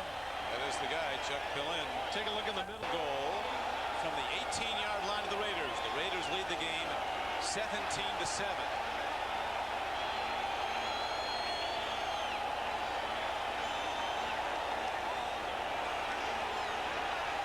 Throw and a tip away. Open in the end zone was Isaac Bruce. It looked like Patrick Bates might have got a hand on the ball. Someone didn't run their route correctly. Either Drayton was too deep or Bruce was too shallow, because Bates ends up making the play. Take a look in the middle of your screen. Bates makes the play, and he's covering Drayton. He's trying to throw the ball to Bruce. Now watch. There's Bates who jumps up and makes the play. Otherwise, that's a touchdown. One of those two guys did not run their route the way they should have. Now they're going to power formation. One wide receiver. On second and goal from the 18. Miller stands in. He delivers. It's Troy Drayton, the tight end, and he's down inside the 15-yard line. So the Raiders' zone defense gives him the short play. Beekert made the tackle. That brings up third down and goal for Los Angeles Rams. Don, he asked for the ball, and he got it. It's his 6th catch of the day. Even though it hasn't been for big yardage, it has helped them move downfield. Now it would seem that Chris Miller's got to get something. Both teams in the first half. Let's see. Two-back set. Miller takes a look. Coming underneath. Catching the ball is Flipper Anderson, and the Raiders get him inside the 5-yard line. And that brings up fourth down and goal. They need 2 scores, Todd. Do you kick the field goal now? Absolutely. You're on the 4-yard line. There's about 8:14 with the clock running. Certainly 10 points down. Kick the field goal. See if your defense can hold. That's what they're going to do. Recall earlier in the game, Don, when the Raiders went with man-for-man coverage, they got beat by Flipper Anderson into the end zone. This time they backed up with the zone defense, let him catch the ball underneath, make the tackle. That was the proper defensive call, even though they did get some yards. There is the kicking alignment for the LA Rams. Big difference here, though, Don, because Chandler is out. Kinchin's going to have to hold. New holder. Ooh. And let me tell you, that had some influence right there. He did get it inside the upright. It's a 7-point game. There. Man, oh, man. Says Zendejas, whatever's fair. It counts. Here's the kickoff. And Ragiv Ismail runs it back. Rams good coverage as Ismail gets it out to the 28-yard line. The big Big A sold out for the first time in 3 years since the 49ers came in to play the Rams in '91. And a lot of people seem to think this could be the last time the Rams will play before a sellout crowd here. All the speculation about the franchise moving.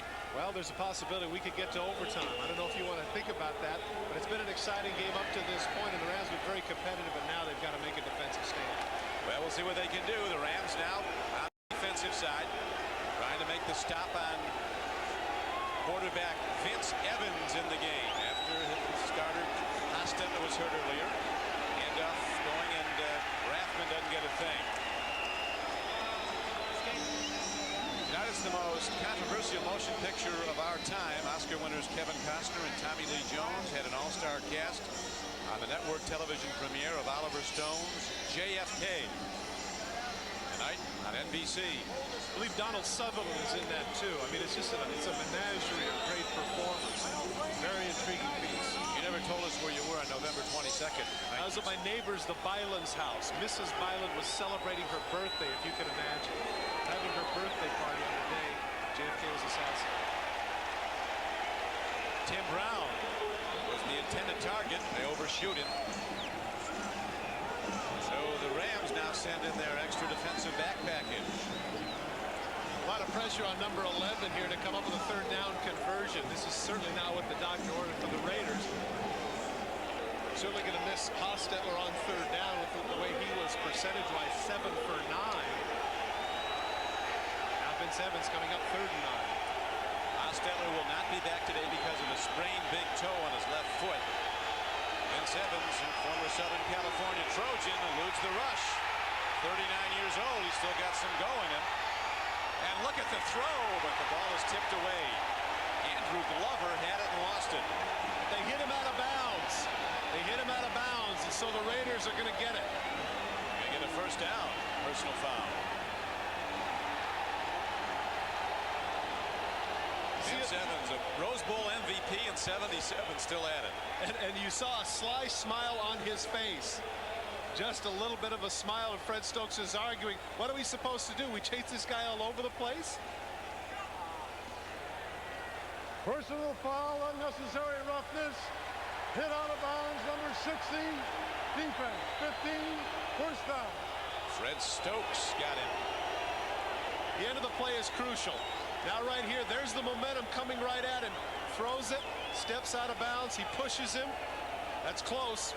But it's not a bad call, and once again we reinforce the point that we made earlier, Don. They're doing everything they can to protect the quarterback. Yes, they are. It was a late hit. Vince Evans has made a lot of stops. He was with the Chicago Bears originally, then the Chicago Blitz of the USFL. He played for the Denver Gold of the USFL. Signed as a free agent in September of '87 by the Raiders. Listen to good arm, which he still has. He has tremendous leadership ability. As the handoff goes to Harvey Williams, he turns it upfield. So the personal foul call and the subsequent run by Williams puts the Raiders across midfield, leading by 7. Harvey Williams showing his speed there, breaking contained. People in the Rams organization talking about that projected move seem to think they're going to be headed to St. Louis. Nothing official yet. The study's ongoing, but there's been a lot of dialogue between parties in the two cities. Who knows? This could be the home field of the Raiders someday. The Big A. Right now they're playing well on it. Williams taken in. Rams, excellent defense. That gives us a chance to go back to NFL Live. Greg, Seattle, a team that got off to a great start, winning its first 2 games on the road, and then they've been in a tailspin lately. Trying to come out of it at a tough place to win. Denver with the best home field record of any team in the NFL over the last 18 years. Dropping to throw is Evans. That can still play football. Here's a marker coming in from the referee. Fred Stokes is exercised about something. It's going to make for an interesting point here. Do they want to refuse the holding penalty and push back and play field position? I would think in this situation, because of the fact that Vince Evans is ice cold. Oh, you see the holding penalty right there. 64 offense, penalty decline, 4th down. The holding penalty by number 64, Jenkins. Take a look at the left tackle as he steps back. Watch Fred Stokes in pursuit. Going to come to the outside. Take a look at the hands. Now right here, he's going to pull him down. That's what Gordon McCarter sees. I am surprised, really, Don, here that they don't take the penalty simply because of the fact that Vince Evans is cold. He's just in the game. You might want to do it for field position. Injuries have forced both teams to go to their backup quarterbacks as Kinchin takes it inside the 5. Boy, that's some great special teams play. Well, it's great special teams play on the part of the Raiders, atrocious on the part of the Rams. He's got to know where he is. Costly mistake on the part of Kinchin by catching the ball inside the 5-yard line. Instead of letting him have it out at the 20, they set up an awful field. But for the Los Angeles Rams, who need a big drive now from deep in their own end. Great special teams play by Gary Bravum of the Raiders coming down to force the returner Kinchin down at his 6-yard line.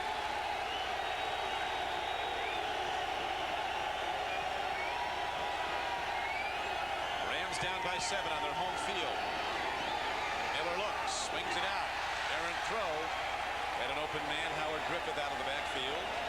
Miller now 8 of 15 throwing. 13 yards and 10 carries, and 7 of the yards came on one of the carries. They've taken him out of the game. Miller throws. He gets his man. Isaac Bruce, the rookie, comes back at the ball. He's very close to a first down. He might be just short of it. Little unsure of the catch, too, there at the end.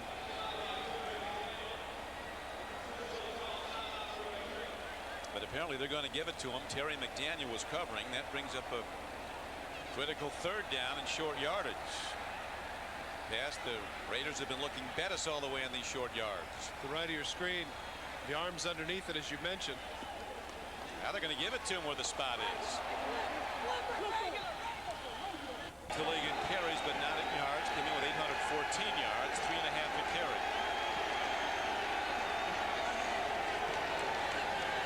Miller, deep drop on first down, steps up, and a big play by the defense. Chester McLaughlin, that huge defensive tackle. Talking about not only his size and quickness, but his knowledge of the game. So he came in playing like a pro as a rookie. Well, in fairness to him, too, though, Berlin is a replacement. They've had some problems on the offensive line, and that's a great athletic play by McLaughlin. Usually when the defensive linemen come up the field, they get too far. But look at him come back. Look at him able to come back and show the athleticism to grab by the shoulder and pull him down. 2nd sack for McLaughlin today, having a tremendous game. He has 8 for the season now. Phenomenal for an inside rusher. Miller throws. He's got his man, and a marker is fired in. Field judge swaying back through the marker in. Could be an interference call. We'll see which way it is. Brayton says it's against the Raiders. They're going to call the Raiders and defense on a holding penalty, which is an automatic first down, the defensive penalty, and so the Rams drive on.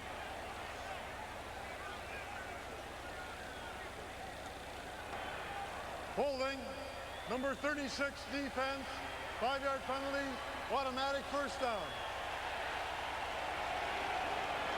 Raiders 11 penalties for 88 yards today. That keeps the Ram drive alive. Terry McDaniel, their Pro Bowl corner. You're right. Both needing this win badly. Rams have not been 5-5 since 1989. Both came in at 4-5. Throw and a drop. Bruce had it. So easy to look to run before he's got the clamp on it. Getting rid of it just in the last moment. 2nd down arises for the Rams. They need 10. Here come the Raider rushers. Miller does well to throw it away. And now a huge play in this game with 3:32 left to play.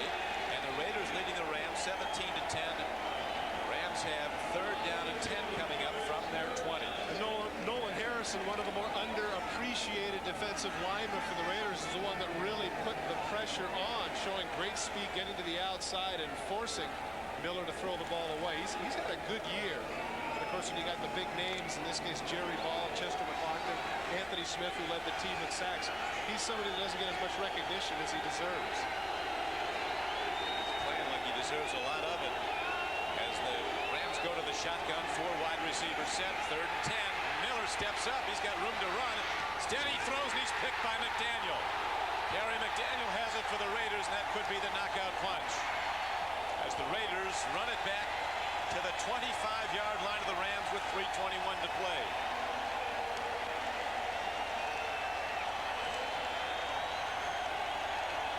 Chris Chandler can only look at from the sidelines, having sprained an ankle. He just didn't see him. He's following left to right, and Terry McDaniel comes right to left. He just absolutely did not see Terry McDaniel, who came off the coverage of his man to make the play. Take a look at McDaniel on the bottom. He has somebody else in coverage.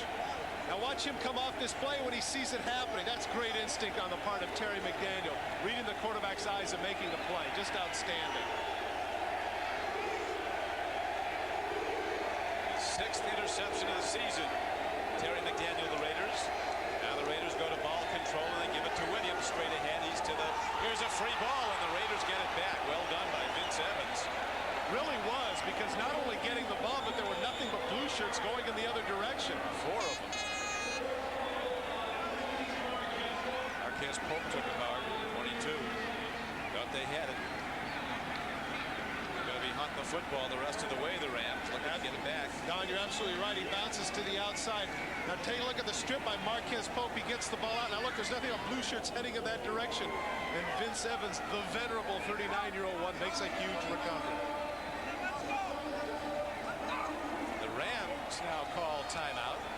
They're down to 1 timeout remaining and trailing by 7. Back after the more exciting NFL action beginning at 12:30 Eastern Time, 9:30 Pacific. Most of you will see Joe Montana and the Chiefs, who were upset today, go against the Cleveland Browns, who upped their record to 8-2 with a win at Philadelphia. Some of you will see Dan Marino and the Dolphins go against Greg Lloyd and the Pittsburgh Steelers. Check your local listings for the game in your area. Chris Miller lamenting his last throw, picked off by Terry McDaniel of the Raiders. And now the Rams fight to get the ball back with 3:10 to play, and the Raiders leading by 7.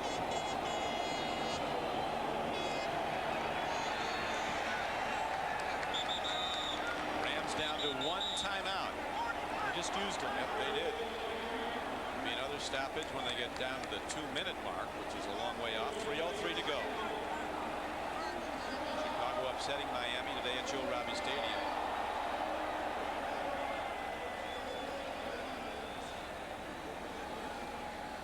And a break in the action, a timeout on the field, that gives us a chance while Coach Knox sends out some directives to tell you about a tremendous lineup tonight on NBC. Primetime action packed with excitement. A show the critics have raved about, and so have the audiences. The Steven Spielberg hit Earth 2. With the most extraordinary special effects you've ever seen on television. And then Sequest. The adventure series continues. Sequest must stop the ultimate cyborg war machine. Then comes the network television premiere of JFK, starring Kevin Costner and Tommy Lee Jones. All tonight on NBC. Fred Biletnikoff to the left of the screen, to the right of Art Shell, Hall of Fame pass catcher for the Raiders. Now, though, if anybody could teach those track guys how to catch the ball, that'd be the man, Don. You can't gum up like he did, though, John, can you? He used to put that. That's right. Certainly can. Your man Lester Hayes used to have it on defense. Harvey Williams is taken down back at the 29-yard line. Now this is a bad decision, because now instead of having a field goal, it would have been about a 42-yarder. Now we're looking at a 47-yard kick. And that might not seem like that big of a difference, but it really is to a kicker, and it's certainly the percentages. I'm surprised the Raiders didn't go with the dive play right down the middle and set up about they would have set up maybe a 38, 39-yard kick. Instead now in an angle. 47-yarder is correct. Jaeger, who is 11 for 16 for the season, 1 for 1 today, has hit from 50 yards this season. And that puts the Rams in a deep hole in a lot of ways, not only in this game, but from a playoff standpoint. It's going to be very tough now for the Rams to come back with just 2:18 to play. Jeff Jaeger has to be feeling pretty good about himself too, Don, because last week against Kansas City, he missed 2 crucial kicks that really could have changed the momentum of the game. Nice catch by Jeff Gossett, the snap a little bit high, and Jaeger just hammers it through.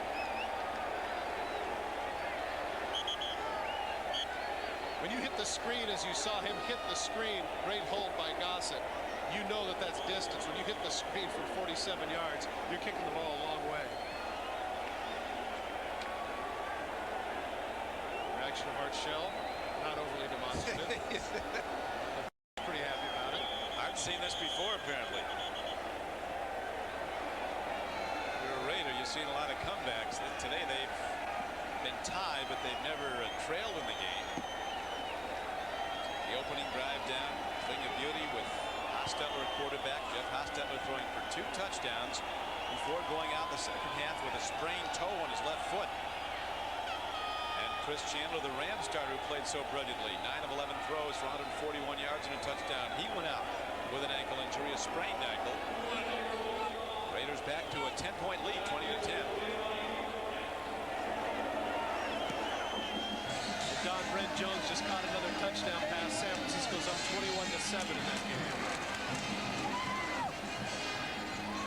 Well, all the experts say that was the Super Bowl decided there today, the NFC Championship. I guess they don't have to play the rest of the season.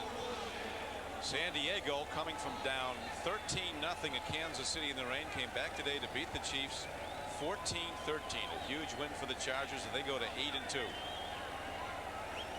Well, this is big for the Raiders, assuming that it ends up in this direction, because I'm sure that realistically they're not thinking about catching up to San Diego. They get another shot at Kansas City at the end of the season. They're thinking wild card. Wild card, absolutely.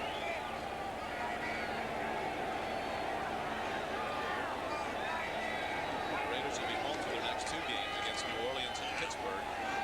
Miller throws a nicely caught ball. Jesse Hester on the fly gets a first down, 15-yard gain. He'll get more tacked on, it looks like. Well, Donald Frank, clearly, I think one of the things that the officials are doing a good job of, too, is saying, okay, if the guy is heading out of bounds and we know he's going out of bounds, what's the need to hit him? You can see Donald Frank did it clearly, long way out of bounds. Number 47 defense, late hit out of bounds, 15 yards, first down. Watching the end of the play, you know that 86 is going out of bounds. There he is, out of bounds by about 1.5 yards. What's the point?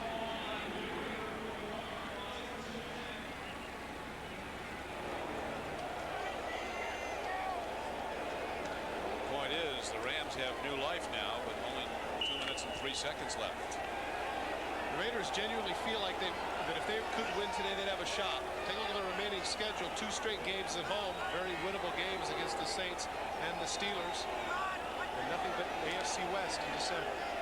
4 home games in their last 6. Here is a throw and a catch as the Rams drive. Isaac Bruce, the rookie, is inside the 29-yard line, and that brings the clock down to the 2-minute warning. So as a timeout on the field. Following on most of these stations, it's an all-new Earth 2, followed by an all-new Sequest, and Kevin Costner's co-stars in the network television premiere of JFK. Tommy Lee Jones also featured in the network premiere of that great motion picture. As viewers on the West Coast, remind you, will see these shows starting at the regularly scheduled times. Miller and the Rams up against it. Ball position at the 29-yard line of the Raiders. Raiders leading the Rams 20-10 with 1:56 to go.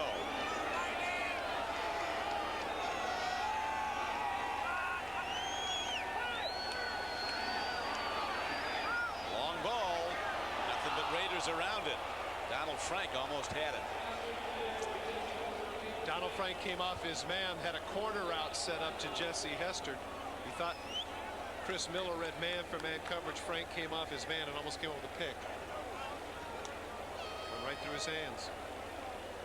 And talking about scheduling, Tad, it doesn't get much tougher for the Rams. They head to San Francisco next week, then to San Diego. Whoa. Before coming back here to play New Orleans. Two 8-2 teams.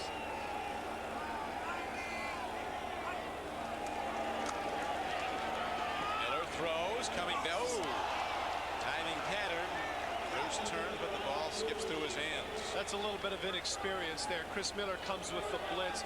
The young rookie wide receiver has to feel the blitz and take a step off of his route. Miller actually makes a good throw, puts it right in his hands. But Bruce, unaware that there's a blitz, ran the full route and it cost him. That's That's what the Rams hit coming up. At San Francisco, the 49ers in command of Dallas at the moment. Then at San Diego, as Todd pointed out, another 8-2 team. Home to play New Orleans and out to Tampa Bay. Markers are down all over. An open man in the middle of the field, Todd Kinchin. Third-year receiver from LSU. A late hit by the Raiders, Donald Frank. So penalties are going to keep the Rams in the game.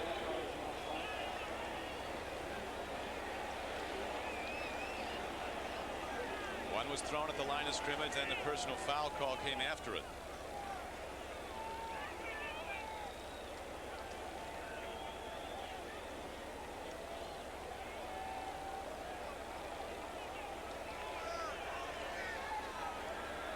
Offside, number 51 defense lined up in a neutral zone.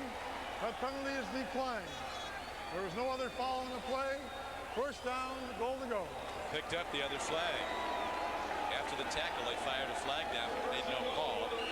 But it does give the Rams down by 10, first and goal at the 9-yard line. Aaron Wallace, former starting outside backer, his place taken by the second-round draft pick Rob Fredrickson. Now they got him in some pass rush situations.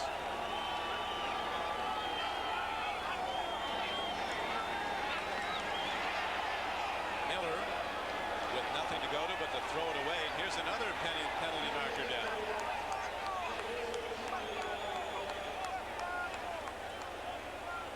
It'll be a holding call. Might be a defensive penalty. Let's see what it is. Game clock with 1:35 to play. Number 24 defense. Half the distance penalty. Automatic first down. 21 penalties so far in the game, but no real fight stats. And we're speculating they might start swinging. Well, I stand corrected because a lot of these have been in the second half. Early on, I mentioned the point that I thought the Raiders had done a pretty good job, but they seem to have added up here in the second half. And I dare say that unless somebody had a just absolutely very penalized game, they will retain their crown as the most penalized team in the National Football League. 13 penalties for 108 yards. It's unbelievable. Against the Raiders and 8 against the Rams. First and goal. Here's a throw. It's slapped back.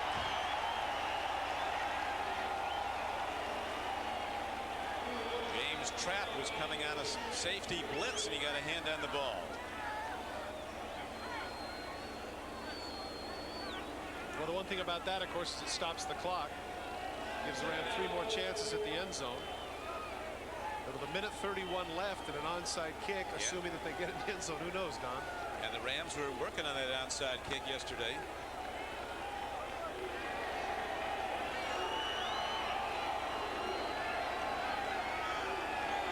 Second down and goal from the 5-yard line. Miller looks, steps in, throws, and he gets his man. Todd Kinchin makes the catch for a touchdown, and the Rams are back in the game, albeit late, with 1:27 to play.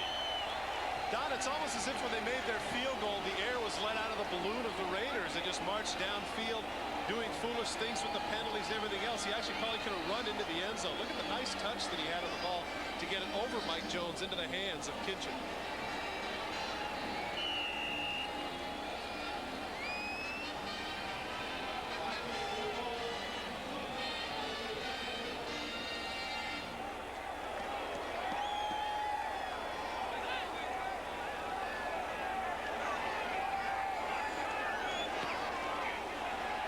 Big extra point is hit up and good. Zendejas brings the Rams back to within 3. Kinchin didn't seem to have the problems with the hold that time, and you're right, it was very big because based on the way it happened last time, it could have gone awry.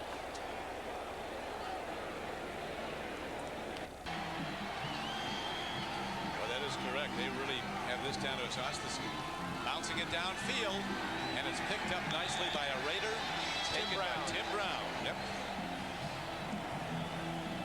Probably appropriate, but the guy that would recover would be their go-to guy, Tim Brown. The employee owners of Avis salute the game's most valuable player, Chester McLaughlin of the Los Angeles Raiders, as the winner of today's We Try Harder award.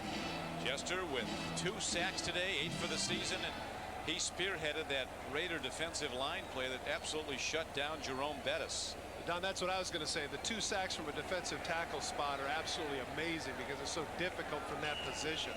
But the fact that he and Jerry Ball did a great job of plugging the running lanes, as you mentioned. Jerome Bettis 10 carries for 13 yards. Just a magnificent job by the Raider defense. 7 of the yards on 1 carry. Rest of the day, he was 9 carries, 6 yards. Vince Evans downing the ball as the Rams are powerless now to stop the clock, out of timeouts and ready to fall to 4-6, while the Raiders will even their record at 5-5 and get right back in the wild card race. And it just goes to show, Don, that you can never predict. You know, early in the game when they were moving up and down the field, the starting quarterbacks got off to such a great start, had a hot hand. I was thinking that we'd have a high-scoring affair. And then both starting quarterbacks get knocked out. There's the statistics that we mentioned earlier regarding Jerome Bettis heading into this game. Another point, too, is that they took him out of the game fairly early because the Raiders took the lead. Heading into the game, he'd been averaging 26 carries a game. But you never know how the game's going to end up. Well, the Wizards of Vegas do. They had the Raiders a 3-point favorite. Oh, well, okay. I guess they have the crystal ball. I don't. That's a huge win, though, for the Raiders. Huge win as they go to 5-5. We'll be back to the Big A to wrap things up. That will do it. It is over, and the Raiders come in and prevail once again at Anaheim.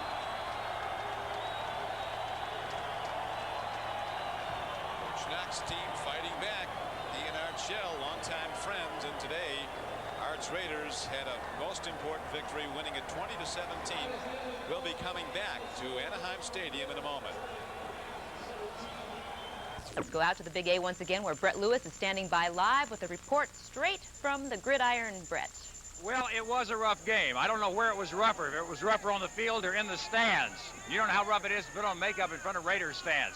But the Raiders finally did prevail 20-17. There were 2 touchdowns for both teams. Both starting quarterbacks were knocked out of this game, and that's not counting how many fans were knocked out in the stands. A rough game that the Raiders won by 3. Just seconds ago, I talked to Rams cornerback Darrell Henley about what kind of game this was. How tough is it to lose to these guys, the cross-down bragging rights thing at all? Well, we just lost, you know, and it put us a step back, so we got to go try to regroup. It seemed like a physical game, both starting quarterbacks getting knocked out. What was the key here? I think that, you know, both things on the line, you know, they had to win, we had to win, so it's going to be some of that today. Well, you gave a great effort. Thanks. Yeah, just to let you know. Today, Brett Lewis is out at the Big A right now with the latest on what's going on out there, Brett. Well, I'm one of the few that survived. I didn't get hit by anybody, and I'm kind of proud of that. This was sort of a game for bragging rights between 2 teams that are thinking about leaving Los Angeles. It was strange. The Rams and the Raiders. It was kind of a neutral spot because obviously this is the Rams' home stadium, but the Raiders fans got here in force, and there were a few fisticuffs in the fans. In fact, it was the first sellout in Anaheim for this Southern California showdown. First sellout in 2 years. Raiders score first. Jeff Hostetler pass, but not to Tim Brown. No, it's tied to Andrew Glover. 7-0 Raiders. Later in the first quarter, Rams' Chris Chandler throws deep. Flipper Anderson runs under it. That is a 49-yard gain deep in Raiders territory. The drive is capped on 3rd and 16. Chandler finds Anderson back of the end zone. Game tied at 7, and Flipper says hello to a sellout crowd. Second quarter, Hostetler another TD pass. Again, not Tim Brown, no Rocket Ismail. 14-7 Raiders. Rams quarterbacks have been beaten up all year long. Happens again today. Chandler sacked by Chester McLaughlin. Chandler out of the game with a sprained ankle. Third quarter, Raiders lead 14-7. 4th and goal at the 1. Harvey Williams is stuffed. Raiders denied. Rams lose Chandler. Raiders lose Jeff Hostetler with an injured toe. Neither quarterback around for the finish. Later in the game, Rams trail 20-10. Chris Miller hits Todd Kinchin, but the rally falls short. Raiders beat the Rams 20-17. They're now 5-5, and the Rams fall to 4-6. And with me is running back Calvin Jones, the rookie out of Nebraska, who played a big part today coming off the bench. I was asking you if you'd carried it all this year. You had 6 carries for 32 yards, 6-yard carry average, and that was your first carries. Oh yeah, it's been a slow process, but I understand that you got to crawl before you can walk, and you have to walk before you can run. So hopefully, as we near the end of the season, I'll see more playing time. How tough was it out there? Was it as physical as it looked from the sidelines? It was very physical out there. Of course, the Rams had the same record as we did, and they were coming in to win the game, and they played tough. But fortunately, we were able to hang on. Well, obviously the Raiders have a running game, and not just one running back in Harvey Williams, but another one. Congratulations on your coming out party here at the Big A. Thank you. The Big A, Brett Lewis is standing by live out there with some more of the highlights. Brett? Well, thank you very much, Diane. Yes, both the Rams and Raiders went into this game with 4-5 records. Now, for the Rams, that was better than expected. For the Raiders, much, much worse. A capacity crowd here at the Big A, the first sellout in 2 years for this, as we say, crosstown rivalry. Plenty of Raiders fans on hand as well. Raiders score first. Jeff Hostetler said he was going to spread out the offense, so he goes to tight end Andrew Glover for the score, 7-0 Raiders. Late in the first quarter, the Rams' Chris Chandler throws deep. Flipper Anderson runs under it, and he's got it. 49-yard gain deep in Raiders territory. The drive capped on 3rd and 16. Chandler finds Anderson in the back of the end zone. Game tied at 7. Flipper says hello to the sellout crowd. Second quarter. Hostetler, another TD pass. Again, not Tim Brown. Rocket Ismail, 14-7 Raiders. Rams quarterbacks have been getting beaten up all year long. Happens again today. Chandler sacked by Chester McLaughlin. Chandler out of the game with a sprained ankle. Third quarter, Raiders lead 14-7. 4th and goal at the 1. Harvey Williams is stuffed. Raiders are denied. Rams lose Chandler, so the Raiders counter by losing Jeff Hostetler with an injured toe. Neither quarterback around for the finish. Late in the game, Rams trail 20-10. Chris Miller hits Todd Kinchin, but the rally falls short. Raiders win at 20-17. They're now 5-5. Rams fall to 4-6. How tough was it to lose to these guys? Oh, it's very tough. It's kind of like a home type rivalry, and to lose to these guys is very tragic. Very physical out there. It sure looked like it from here. It was very physical, but I don't think it was as physical as it was in the stands. I think that anytime that you got two teams from the same city, you know, it's gonna have some intensity because of the fact that you got the Raiders and the Rams, and they have pride and we have pride. I had a bad sprain of my big toe, of all things. Basically my toes, and they were kind of snapped back, and I feel 100% better already, so hopefully there won't be a whole lot of swelling or anything like that, and be ready to go next week. Last half hour, we talked to Calvin Jones of the Raiders, a Nebraska graduate. Now we have Troy Drayton of the Rams from Penn State, so we not only have the two pro teams represented here today, but the top two college teams in the country. Let's talk about your pro team. Rough game out there? Yeah, it was a rough game. It was a must-win for us, but it was unfortunate that we didn't come out on top today. Well, even though there were some Raiders fans here, how did a packed house affect you? Was it almost unusual to see a packed, lots of energy here? Yeah, it was unusual, but I think, you know, the past couple games we had 39,000 and they cheered just as loud. So a packed house definitely added to the war on the field, and like I said, it's unfortunate we didn't come out on top tonight. Yeah, great game, Troy, and as you said, you're from Pennsylvania. This seems like a heat wave to you, doesn't it? Oh, yeah, it's nice. I mean, I love it out here. So, thanks a lot. Appreciate it. Troy Drayton, thanks for hanging around talking to us, man. I appreciate it. Good game here today. The other big game today that was not broadcast in this area, the Dallas Cowboys against the San Francisco 49ers in